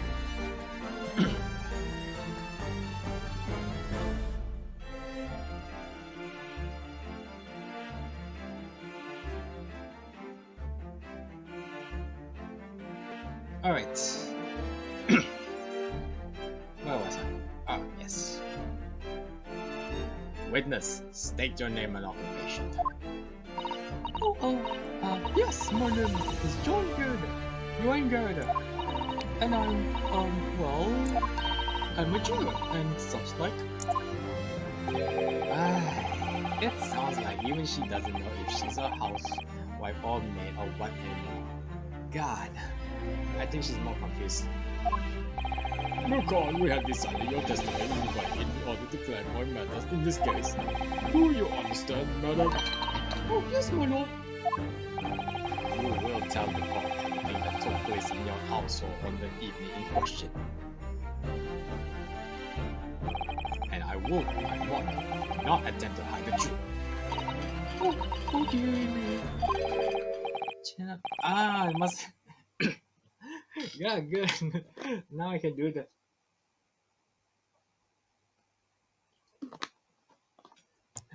Good. Now I can do that guy's voice. It must be the husband, John. Sorry. Shut up, Joanna. Nothing to worry about now. Oh, I didn't know you were here, John. Well, no, you're... Of course I'd be here. Wasn't you in the room that day or thing, wasn't it? Was it? Rather than I ought to testify as well, don't you? What were you doing? Don't you worry about that. Hardly notice it. I'm not the sort of chap to leave a comrade to face disciplinary action alone. Besides, you brought my tea on my legs and maybe it gains immunity. Really? Nah, I just got some clutches. Anyways, Oh, John. I presume you are Mr. John Garrideb. Yes, sir. From the second lieutenant of the third regiment of the fourth Northern Numberland Fusiliers, sir. Seen my fair share of action and now living a quiet life as it were. Quiet life? Were you not engaged in an incendiary battle with your spouse on the day in question? Well, yes. Quite. I believe this may represent a first in the proud history of the British court. Calling a juror to the witness stand is unprecedented. However, the court will hear your testimony now, juror number 4, and that of your husband. You will recount clearly and concisely the events in your home at the time of the incident in question. Sir, at once. What is this? The Battle of Garrideb. Yes, on the day you are referring to the pipe and I did a bit of skirmish, can't regard the reason now. Now, knock the candlestick over and set the fire to copper. Soon had it all done and got the window open. Meanwhile, I was picking up whatever I could find to join him. Plenty of knives around, and I'll place cuts and noticing one or two were missing, I'm afraid.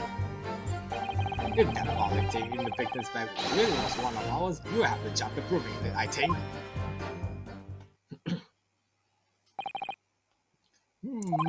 It sounds as though it was quite a battlefield in your household on that evening. No, an entirely one-sided assault, it seems. The enemy caught us on the home, sir. Had no choice but to dig in and take defense measures. To be honest, if the enemy had kept shelling us for another minute, we have been toast. Well, I mean me. Cause a veteran such as myself is only too aware that on every battlefield, you just ignite whiskers from dead at any moment. Are we still talking about a martial quarrel here? God. Well, I must say, I'll do this, let this testimony shed any light of the origins of this jackknife. Combat, once focused now such as surrounding our barely noticed. These witnesses may not be able to offer anything more than they had testified. This may be a dead end. And these may be right. Well, whatever the chances, we only have this last cross-examination to uncover the truth, Mr. Knightley. Yes, I'm afraid so. Very well, counsel. Begin your cross-examination. Okay.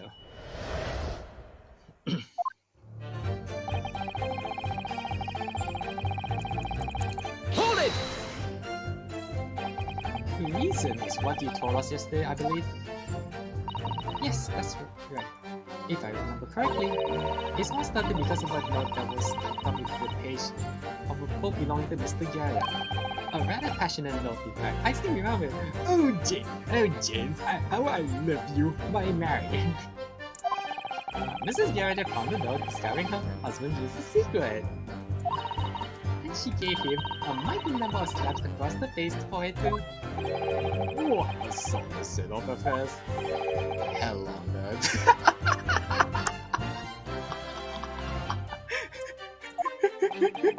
Hell on earth. I pity you for going through this. What, no discourtesy? I pray that the discourtesy of you having such a pain. What? I say, when a chap says he can't really see something. Sorry. I say, when a chap says he can't recall such thing, it's common decency not to drag it up, you piece of shit.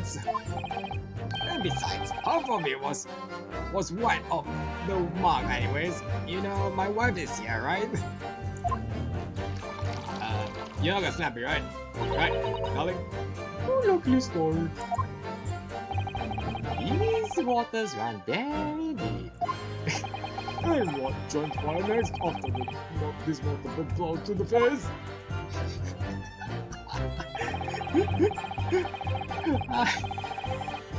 I'm sorry. I can't get over the fact that when Zeke says hello, Earth.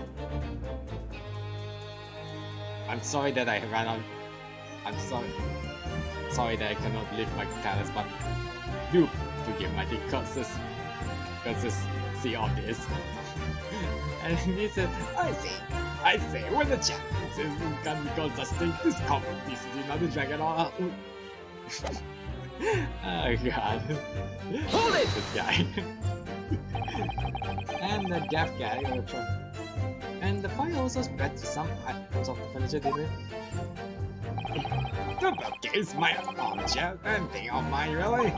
Just so happens there was some about water around the evening, so I started about to put it out. Oh, most casual situation you put yourself in. Ours is a 3-story townhouse on the west side of the street where the water main isn't connected yet.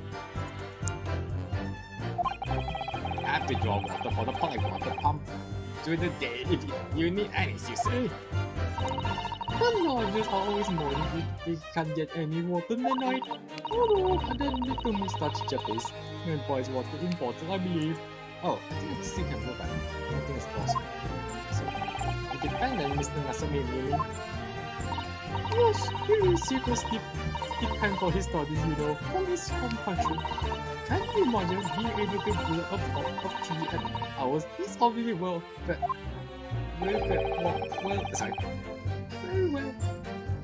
very well off. Have you actually seen the state of the man? I mean, I know he looks like he's taking some cocaine, but come on, give the man some break. I believe he used all his income to buy books. Well, anyways, the point is, I was able to douse the fire with water, fortunately enough.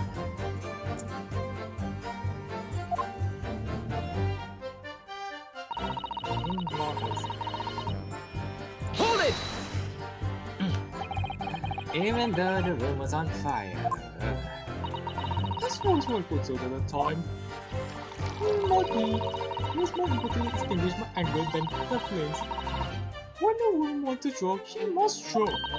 That's certainly not true of the scissor telegram master now. Hold on. How did she know I was thinking that? So please cast your mind back and try to remember. Wasn't the knife among the items you threw at your husband that day?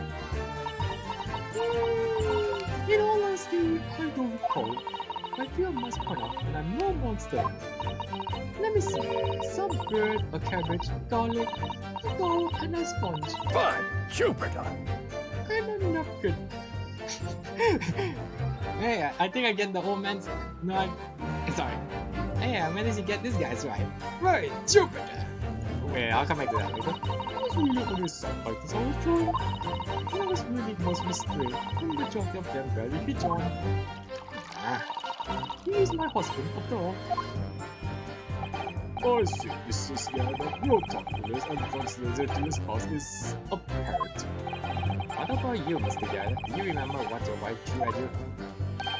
Well, I mean, on the lines right, of course. Jolly good book for me. Just purchase it, too. And a jolly good book for burning it seems, yeah. But it was a dash for opposite on the battlefield, I can tell you. Flames everywhere, billowing with a bulletin, really.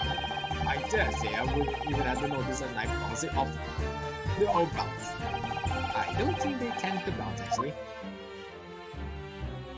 I know this one too. Okay. Okay, let's just... Hold it! Okay, let's also again first and see how it goes.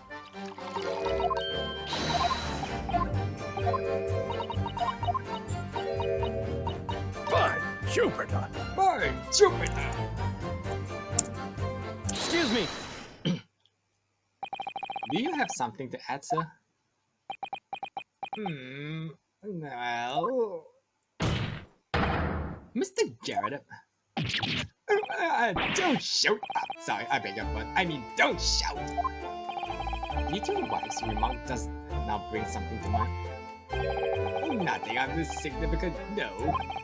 Just that the barrage of projectiles the old thing launched in my direction was something more solid than she implied. Books, bricks, and the firebook I seem to recall. Just be glad it's not the cannonballs or the cannon. Ouch! And the woman's aim is uncanny. She landed directly and... No! God damn it, Joanne! God damn it! Good grief, woman! We're not at home now. This is a court of law. God, well, that's my pipe you smoking. Oh, you don't have any tobacco in it. That's not the point, Dad. Oh, me, ever so sorry, dear. What's she even doing with the teapot in here? I mean, where'd she get that bottomless teapot in the first place? Honestly, John, I would never have thrown such thing at you, obviously. Well, take a look at this then. How do you suppose that happened, Your pipe, sir. At this thing in my hand, in the usual time of the onslaught. Not counting one of us so-called soft projectiles she did, yes. Ah, so that's what. And I thought you had the tobacco on your flare. Well, that thing is spoiled, so how the hell am I supposed to smoke on it? It can't even smoke, so I just use only just for decorations and for cakes, don't worry. And when I went to pick up that thing, it was broken in two. I like to see a sponge do that sort of damage. I see, your pipe was broken. It would have never been sent flying unless it was hit by something pretty solid. Anyways, I managed to bandage that thing for now. Oh, you are one exaggerate, aren't you, dear? Screw you! That show how you use a sponge to break my pipe. I wonder what's... Just make I can. I think... Well, everything is important, so just take whatever you can. Defense believed Mr. Garrideb's remark as just not to be great. Objection! Yes, war veterans' words only tell us one thing. Betray a fairy wife and pipes as well hearts may be broken. Sentimental wisdom perhaps, or hardly worth of adding the former testimony. Indeed, common sense, one might say. Might one? In that case, would you at least permit us to examine the pipe, sir? Well, I don't see why not. Oh dear, that you go get trying to infatuate yourself with a young lady. We need to talk when we get back home. Oh dear lord. Very well, the court will accept the gentleman's pipe as evidence. Mr. Gar, that's apparently felt. I hope I didn't speak out the term is neither. I was feeling very disappointed with that your request was turned. Oh no, it's fine. Thanks, sir. Thought we have some evidence to look at. You should examine it carefully. Well, thank you for that. We followed Mr. Garrideb. Now, if we could return to the crux of the matter, what can you tell the court of the knife used to attack the victim? Okay, check. Sorry. Well, this is. It looks like a solid stick with a vanishing one, doesn't it? But for some reason, it feels slightly ominous to me. Shouted a warning, probably because it's the same glue as Mr. Garrett's dressing up. I suppose he must have considered something the value to Mr. Garrett, given that he's gone through trouble repairing either that or he can't afford to replace it. Oh, there's no problem around. What? What the hell is this? Oh, something just twining inside the chamber of the pipe there. Yes, I saw it. Something stuck in there, I think. Let's turn it over and give it a good shake. What's this? It's a tiny fragment. It looks like the tip of the blade or something. Tip of the blade. Surely it could be. Oh shit! Really? Wow! You are gotta be kidding. You are seriously gotta be kidding. It's from this blade?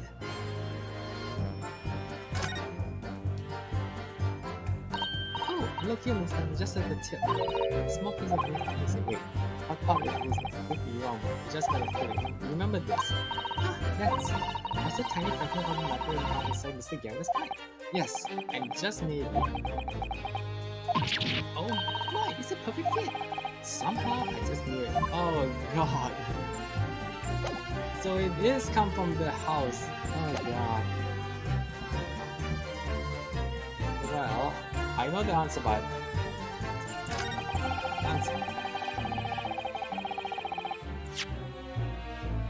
Well, yes, it was inside your pipe. Ew. Objection! There we go. Mr. Garrideb, would I ask you to take a good look at this, please? Hmm? You can ask, but I can't see a bulletin. You can't? Used to call me that idea back in the regime of the course, but that was some time ago. Even when I'm trying to enjoy a large print book by the fire these days. I struggle to tell a B from a D and a P from a Q, to be honest. Oh, you know what's doing me? That was so. He's rather worried me us about every other letter in every other word. Oh. You must be very juicy. What is this? A tiny scrub on now?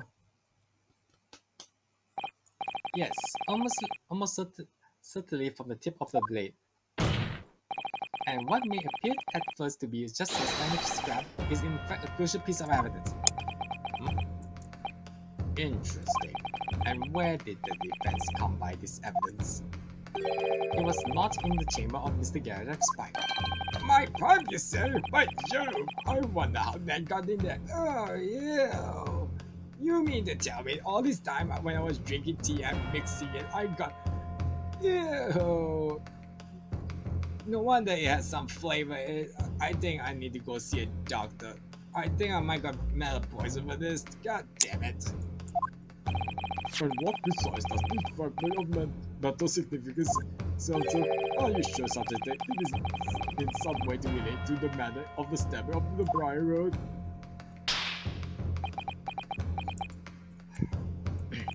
I am. What? When put together with another piece of evidence already in the court records, I believe this tiny fragment of matter will unravel the whole truth to this case, my lord. I can see your underpants behind, Mr. Garrideb. You appears very confident in the extraordinary statement, counsel. Very well then, present the pertinent evidence into the court. What evidence when paired up with this fragment of metal allegedly reveal the truth of the entire case? Take that! This is the knife that was found in the victim's bag. If you look closely, you will see there is a small piece at the tip of the blade that is missing. Common issue with the inferior blades slow at the unsavory street markets.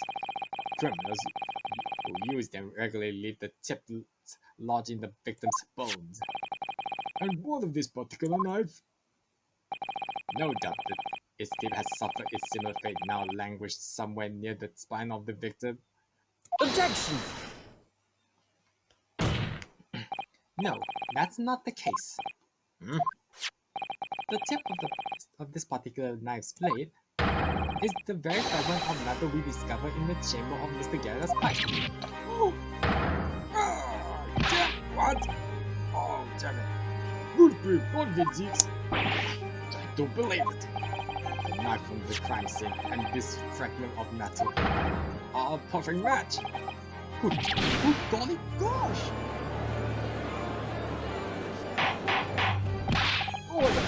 Order! Is this some sort of instant sorcery? This is no magic, my lord. This is a miracle. A miracle? So Van Zeeks has figured it out, has he? Counsel, explain this extraordinary coincidence at once. Yes, my lord. The crucial point we have to ask ourselves here is when did the fragment method find its way inside Mr. Garrideb's pipe? Something that was clever for us in the most recent witness testimony. I had this thing in my hand as usual at the time of the onslaught. Knocked it clean out with One of her so-called soft projectiles, is she? Yes. It would never have been sent flying unless it was hit by something pretty solid. Oh, dearie me. You mean that thing is a knife that she tossed to break my pipe? During the argument between these two that occurred just as the victim was on the pavement below, Mrs. Garrideb flung this knife at her husband. However, the knife missed Mr. Garrideb instead striking the pipe in his hand at the time, which causes the tip to break off, of course. Good lord! Yes, and that is when the tiny tip of the blade found its way inside Mr. Garrideb's back. 这怎么的？能留住我？ And yet there are no other credibility explanation of how the tip of the blade ended up in a pipe. Then, after losing its tip, the knife ricocheted off the pipe and flew out of the open window. In short, this knife, which fell from the window of the Garrideb's house, is the very same knife that struck the victim in the middle of the back on the street below. Oh, gosh, oh you, oh, no! Objection!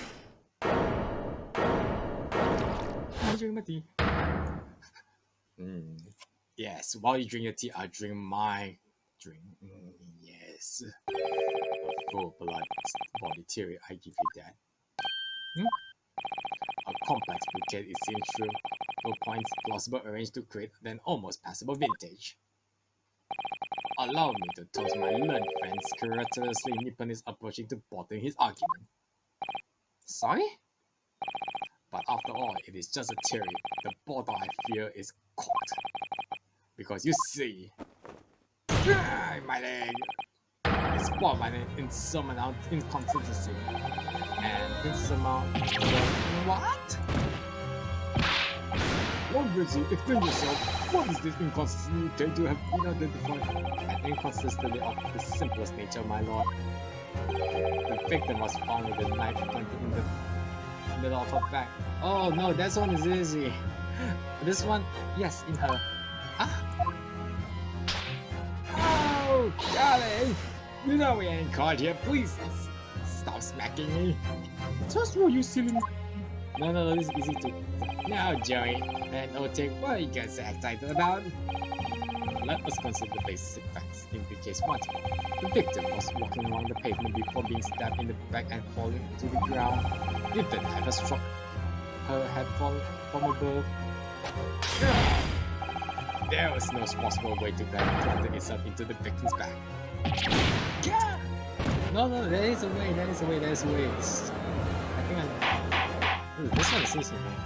Order! Oh, you see, that's exactly right. If the knife had fallen on her from above, you would have been stuck on top of her head. Ow!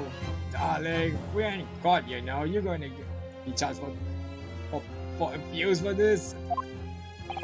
Well, these last 4 words, look. I knew it. I never liked this theory in the first place.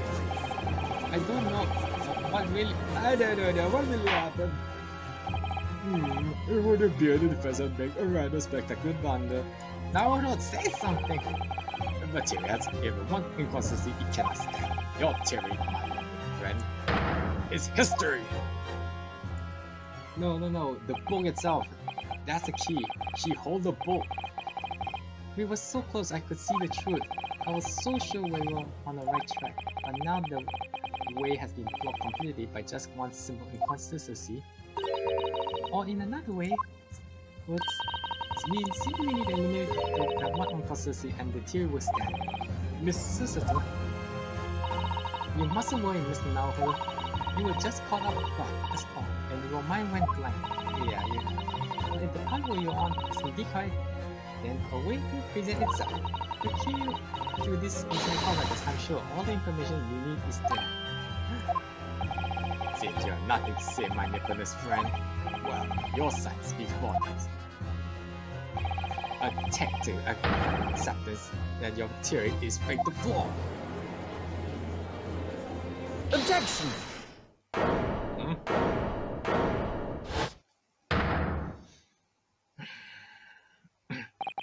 This inconsistency doesn't mean I was on the wrong track.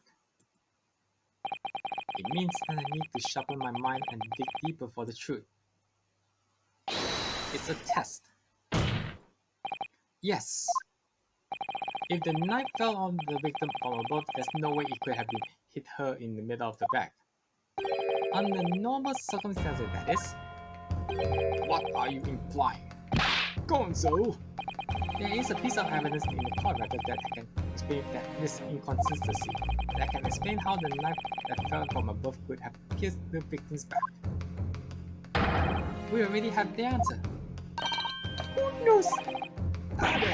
Utter madness! Surely this must be the last time. Counsel, present the evidence of which you speak. This is the last inconsistency, the final piece in the puzzle. If you can successfully make sense of this, the truth will be laid bare at last.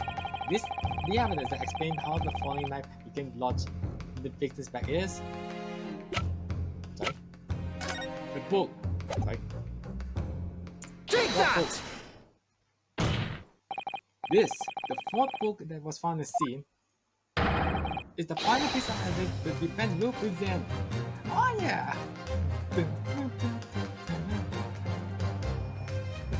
As I said, this again, time to sue! What is this music? No! The book? Is that not Mr. Garrideb's book? Yes, and to understand its significance, we have to consider how it came to be as seen in the first place. This photographic clearly shows the book in question, and the victim holding it in her hand. But as we all now know, it was the police constable that put the book between her fingers like that. Quite so, and as a part of his whole transferring of the crime scene to the opposite side of the road. That's true. However, as a part of his testimony, Constable B made an extremely enlightening statement on that point.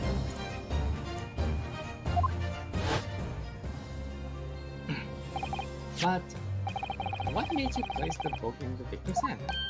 Oh well, sir, that's because that's how I found it. When we first ran over to the scene, the victim was already holding the book.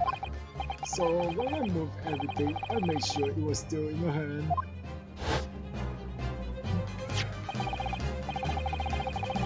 In other words, the victim has already picked the book up on her own volition. And clearly, that must have been before she suffered the knife. Well, I should say so. After being attacked with a knife, I don't imagine she had been doing much of anything. So the question becomes, why did the victim have that book in her hand? My jingle! Darling, I think you're going to jail. I think I know what... I think I'm beginning to see what may have happened now. Oh, dear me! We know that the book fell from the top floor of the Garrideb's household onto the pavement below, precisely at the moment that the victim was walking past. Yes, at exactly that moment, the young woman was walking along the streets in the light fog, when all of a sudden, the book fell right in front of her. The book I threw? Yes, Mr. Garrideb, and what do you think the woman did? What would you do if you were walking along and suddenly a book landed in front of you on the pavement? Well, I really can't imagine it. But I suppose... Darling, I think you're screwed. You might have reached down and pick up the book. Yes, that is exactly what the woman in fact did. She picked up the book. Oh heavens! And when the woman reached down to pick up the fallen book up, what position would her have been in? That's right, facing the sky completely and utterly defenseless. Then, in the very next moment, while the woman was still bent over picking up the book.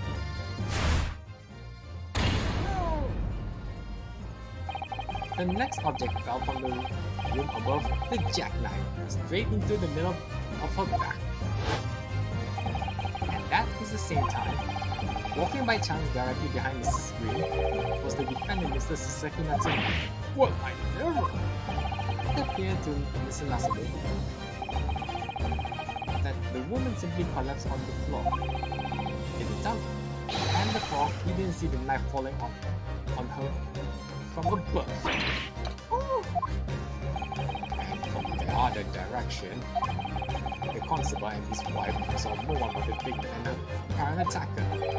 So there never was a real copper to run from the scene in the first place.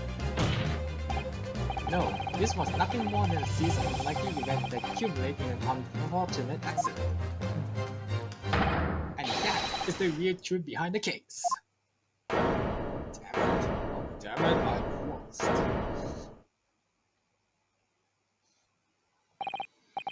Well, Mr. and Mrs. Garrett.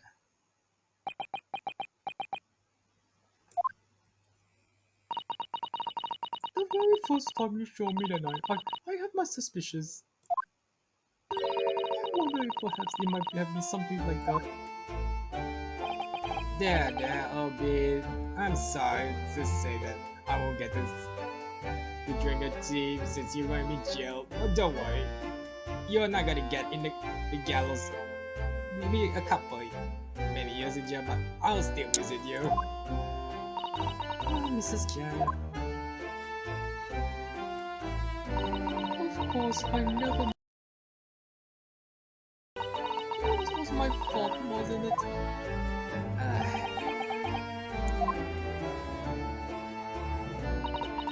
I took full responsibility. Remember, I don't get the credit of me. I threw that book. And I threw the knife as well.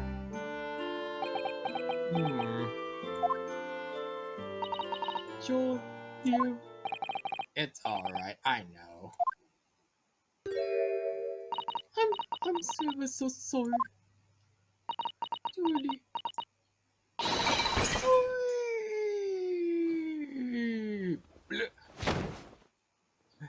I got you, darling. Wait, get up. Yeah, damn it. I knew I should have gone to training. Almost right. Oh, my back. Ow. Someone, please help me out. Ow. Anyone, help me out.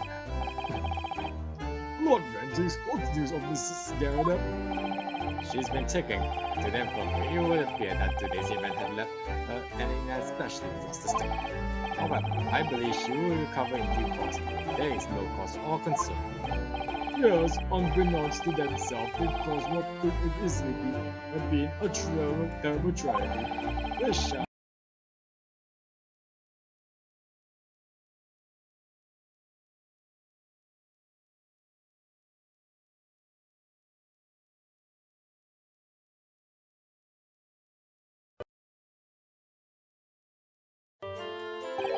It's strange. We've been talking about the victim all this time, but we never once met her.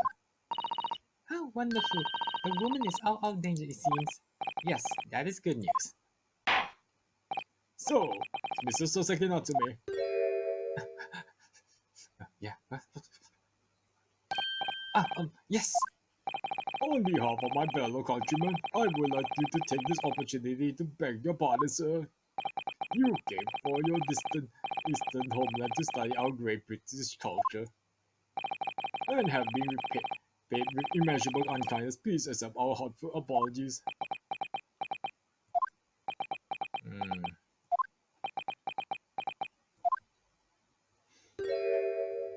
No, it is me who should be begging your pardon. Oh no, Mr. Natsume. That evening, when the young woman was collapsed on the pavement before my eyes, I jumped to the wrong conclusion again in my confusion.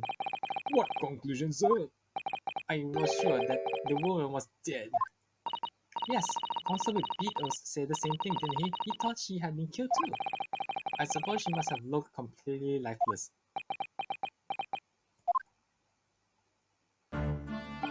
It's been about a year since I arrived in Great Britain now, but I still can't get used to life here.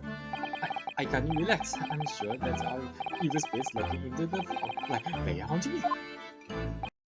Oh, Suzuki-san, his imagination really had gotten the better of him. Yes, poor man. So, when it happened, I thought that the young woman had been taken by the fog spirit. I should have never dropped my books like that and run away. I should have called for help or jumped the whole police. Instead, I managed to create a rift in the relationship of trust between our two empires, and for that, I am truly sorry. Wait, is that Garrideb out there?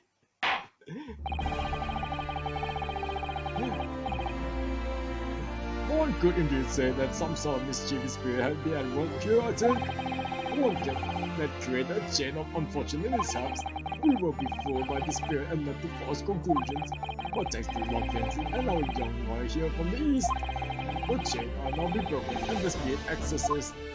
I hope you condemn you both. Oh,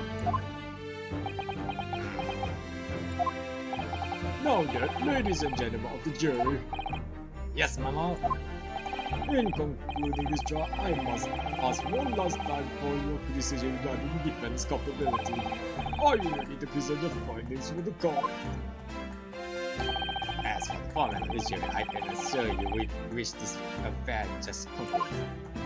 I do declare the jury can be extremely cruel at times. Well, I didn't suspect the woman next to me, that's what Well, I'm not surprised that John Garrideb is sitting there because the fact they're missing a jury, but oh well.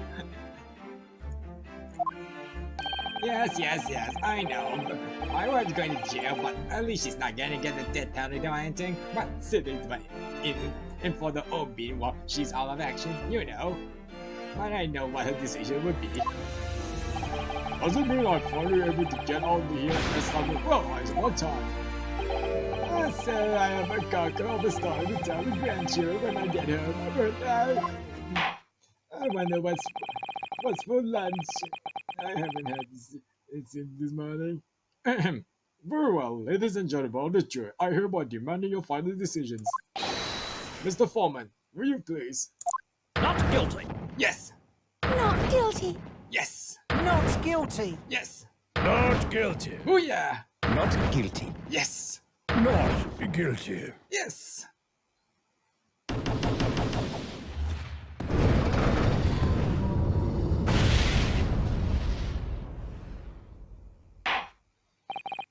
Very well, Mr. Sasaki Natsume, I hereby pronounce you not guilty. Now, let the fires burst, yay! Seriously, who's doing the confettis anyway, but oh well. And finally, Mr. Natsume, Oh, yes, Lord sir. you are now a free man once more. It is hoped that you will continue further your education in British culture, and you will never again be brought before me. Oh yes, sir. Of course, sir. On my life. I swear in my life never set foot in the courtroom again. I'm transported to tears. Thank you, counsel. Court is adjourned. Yes. I know, but seriously, who's the one who played that final music? Anyone? No? Oh well. 20th February 3:17 p.m. The Old Bailey Defenders Antechamber. Alright, wait. I should take a drink first again.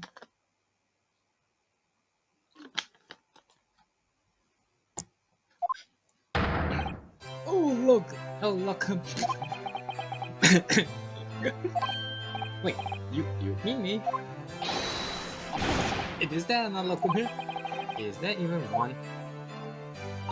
Compared to the original locum student listed on the Esquire, your name has been very short, hasn't it? What's wrong with using mine actual name? God.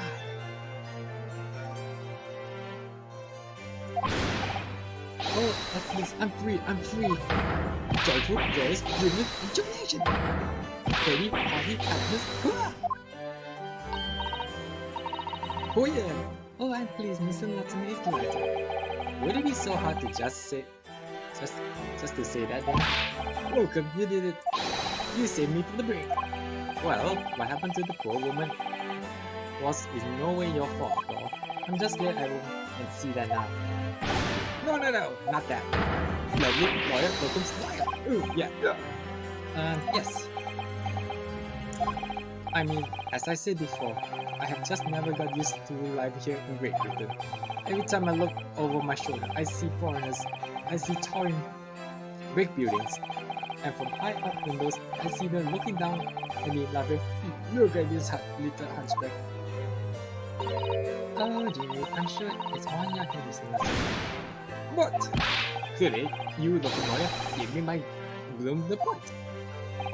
You stood firm behind that burner bench before those babbling British. You battled the and laid bare the baffling truth. And when I beheld the blinding fireworks among the beam of the Bailey's roof, I behold the best prize I ever bought. Well, that's very flattering, and we're very pleased for you. This has given me a wonderful anecdote to recount of my old friend back in Japan. An anecdote? Is that what you become of all? Is that what to become of all my holidays? Ah, there you are, my dear fellows. Oh, this show.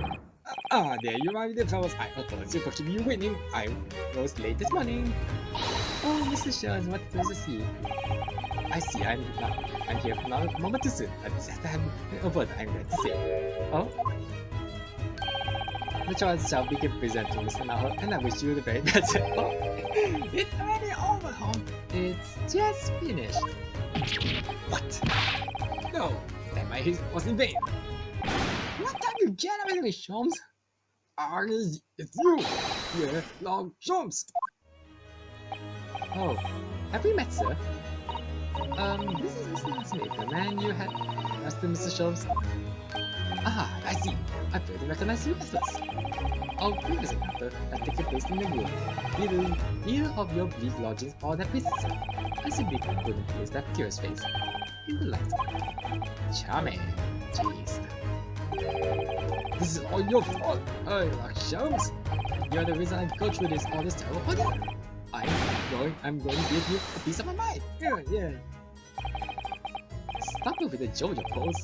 But anyway, my apologies, sir. But I assure you, I have placed you now. You're the fellow who abandoned that poor young lady and ran off, aren't you? Had she been taken to the hospital more urgently, I feel perhaps she would have regained consciousness by now.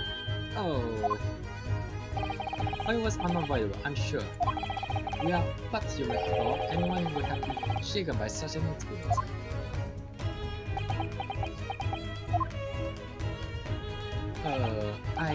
I do feel very bad about how I behaved. Well, never mind then. Never mind now then. What was it that you wanted to say to me, sir? Nothing. Priceless. Oh, I am sorry, really, but that was quite priceless. Oh, Sasaki-san.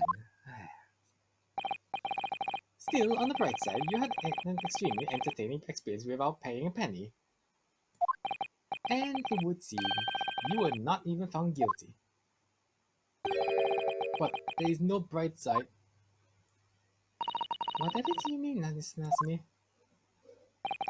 Even after this, I'm still cursed by the spirits and now by the fucking Reaper! Non-mentees. I haven't forgotten, you know, what facing that man in court means. If you are found not guilty, you're still doomed! It would if you're not fault, you know. If the Reaper appears trying to make trouble, I will protect you. Oh no, not again! Ow! With a perfect executed sister toss. Ow! As much as I like being turned on my head, a bit warning might be nice next time. Ow! Why the feeling that she's still pissed off from the early comment? Oh my. So, Mr. Natsume, what do you intend doing now? You mentioned something about recounting your experience as to your friends back in Japan.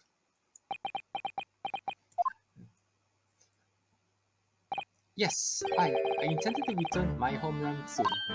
Oh, it had already been a year since I arrived here in Great Britain.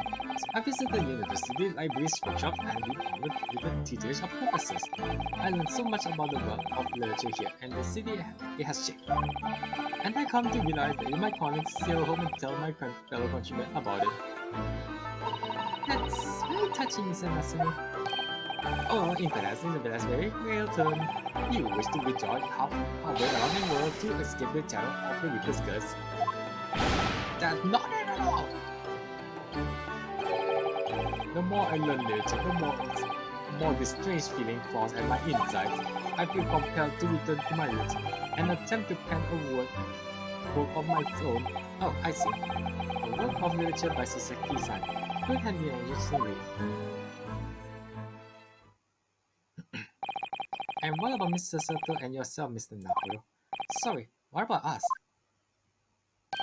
Will you return to Japan alongside your mustache compatriot? Why would we? A week has not passed since we arrived in London. And only now does it feel as though we have finally found our feet. And you are accommodated in the hotel at present, are you not? That's right, but we need to find lodging before they bankrupt us. I calculated we can only afford another 10 nights before our entire budget is exhausted. Well then, you can take my lodging. Oh, the windless room. Oh, fuck no. But what the next window is more than a mix of one with the floor, the ceiling, and walls. Great. What's going on in this? Of course, I'd be happy to leave behind the accursed evil spirit. Yeah. Oh my, and the spirit. Oh yes, it tried to suffocate you when you sleep. It's well, come on. Well, think about it. See, that's alright, but I might say no. Perhaps I can offer a more welcome alternative. Would you consider taking lodges with me? Really? Well, a vacancy had conveniently present itself. True, it is up in the attic, I bet. Are you sure it isn't just a storage lot? I spoke with the landlady this very morning on the matter of the price, and Ice is cleaning the room as we speak. You must come at once. I presume you have no luggage to speak of. Oh, we only got a few. Oh, this is simply wonderful. What an honor to be invited.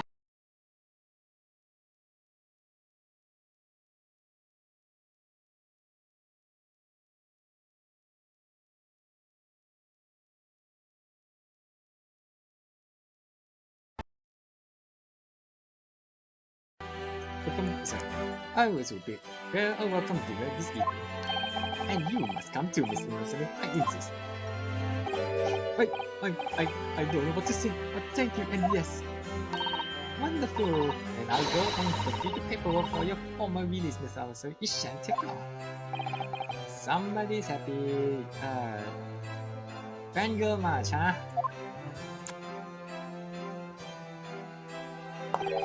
Welcome.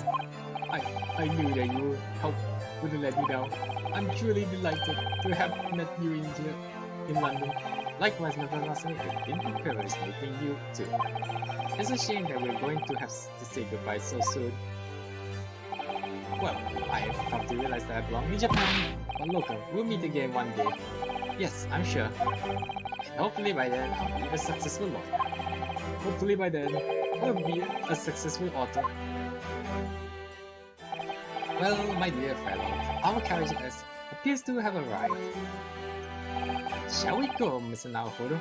Don't worry, I'm paying for it. Yes, Mr. Sholmes. I little doubt Mr. Natsume will release in time for dinner this evening. And so, with Sasaki-san's innocence successfully established, we rode with Mr. Sholmes to what was to become our new home, 221B Baker Street.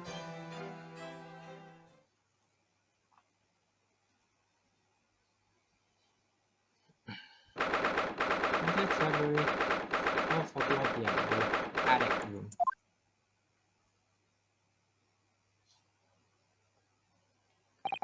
So this is to be our new office, yes. Our office. I rather like the sound of that. Me too. It's simply wonderful, isn't it? I hope you can see this, Kazuma. It's only a small step. But I like to think we're getting a little close to your dream now. So, my dear fellows, do you like the place? Mr. Schultz. Yes, thank you so much. It's a delightful room, Mr. Schultz. I simply adore it. Good, I'm pleased to hear it. Iris and I are delighted to welcome you. I hope everyone's hungry. His new time for dinner. We're eating. As soon as the nothing arrives, we have lots to celebrate. Iris, you must let me help you. Alrighty then, Susie. You can eat in charge of the salad. Splendid.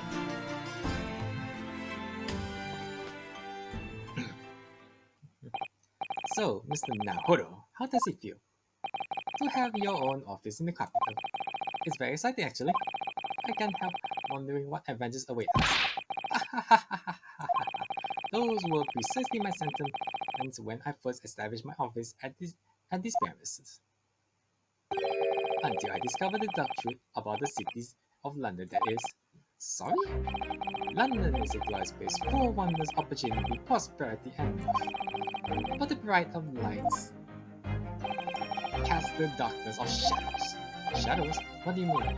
Well, I believe you're well aware of the murkiness that lies beneath London's facade already. So, once again, Mr. Naruto.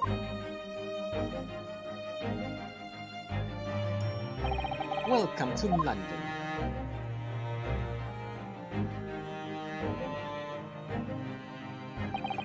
Of course, at that time, I had no idea of significance of those words Mr. Shaw so careless for, but it wasn't long before my turn came to lift the facade and see the true deep end of the mug that lay behind it.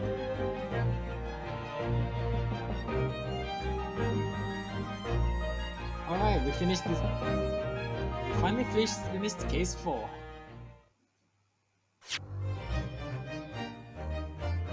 Oh, finally we're done.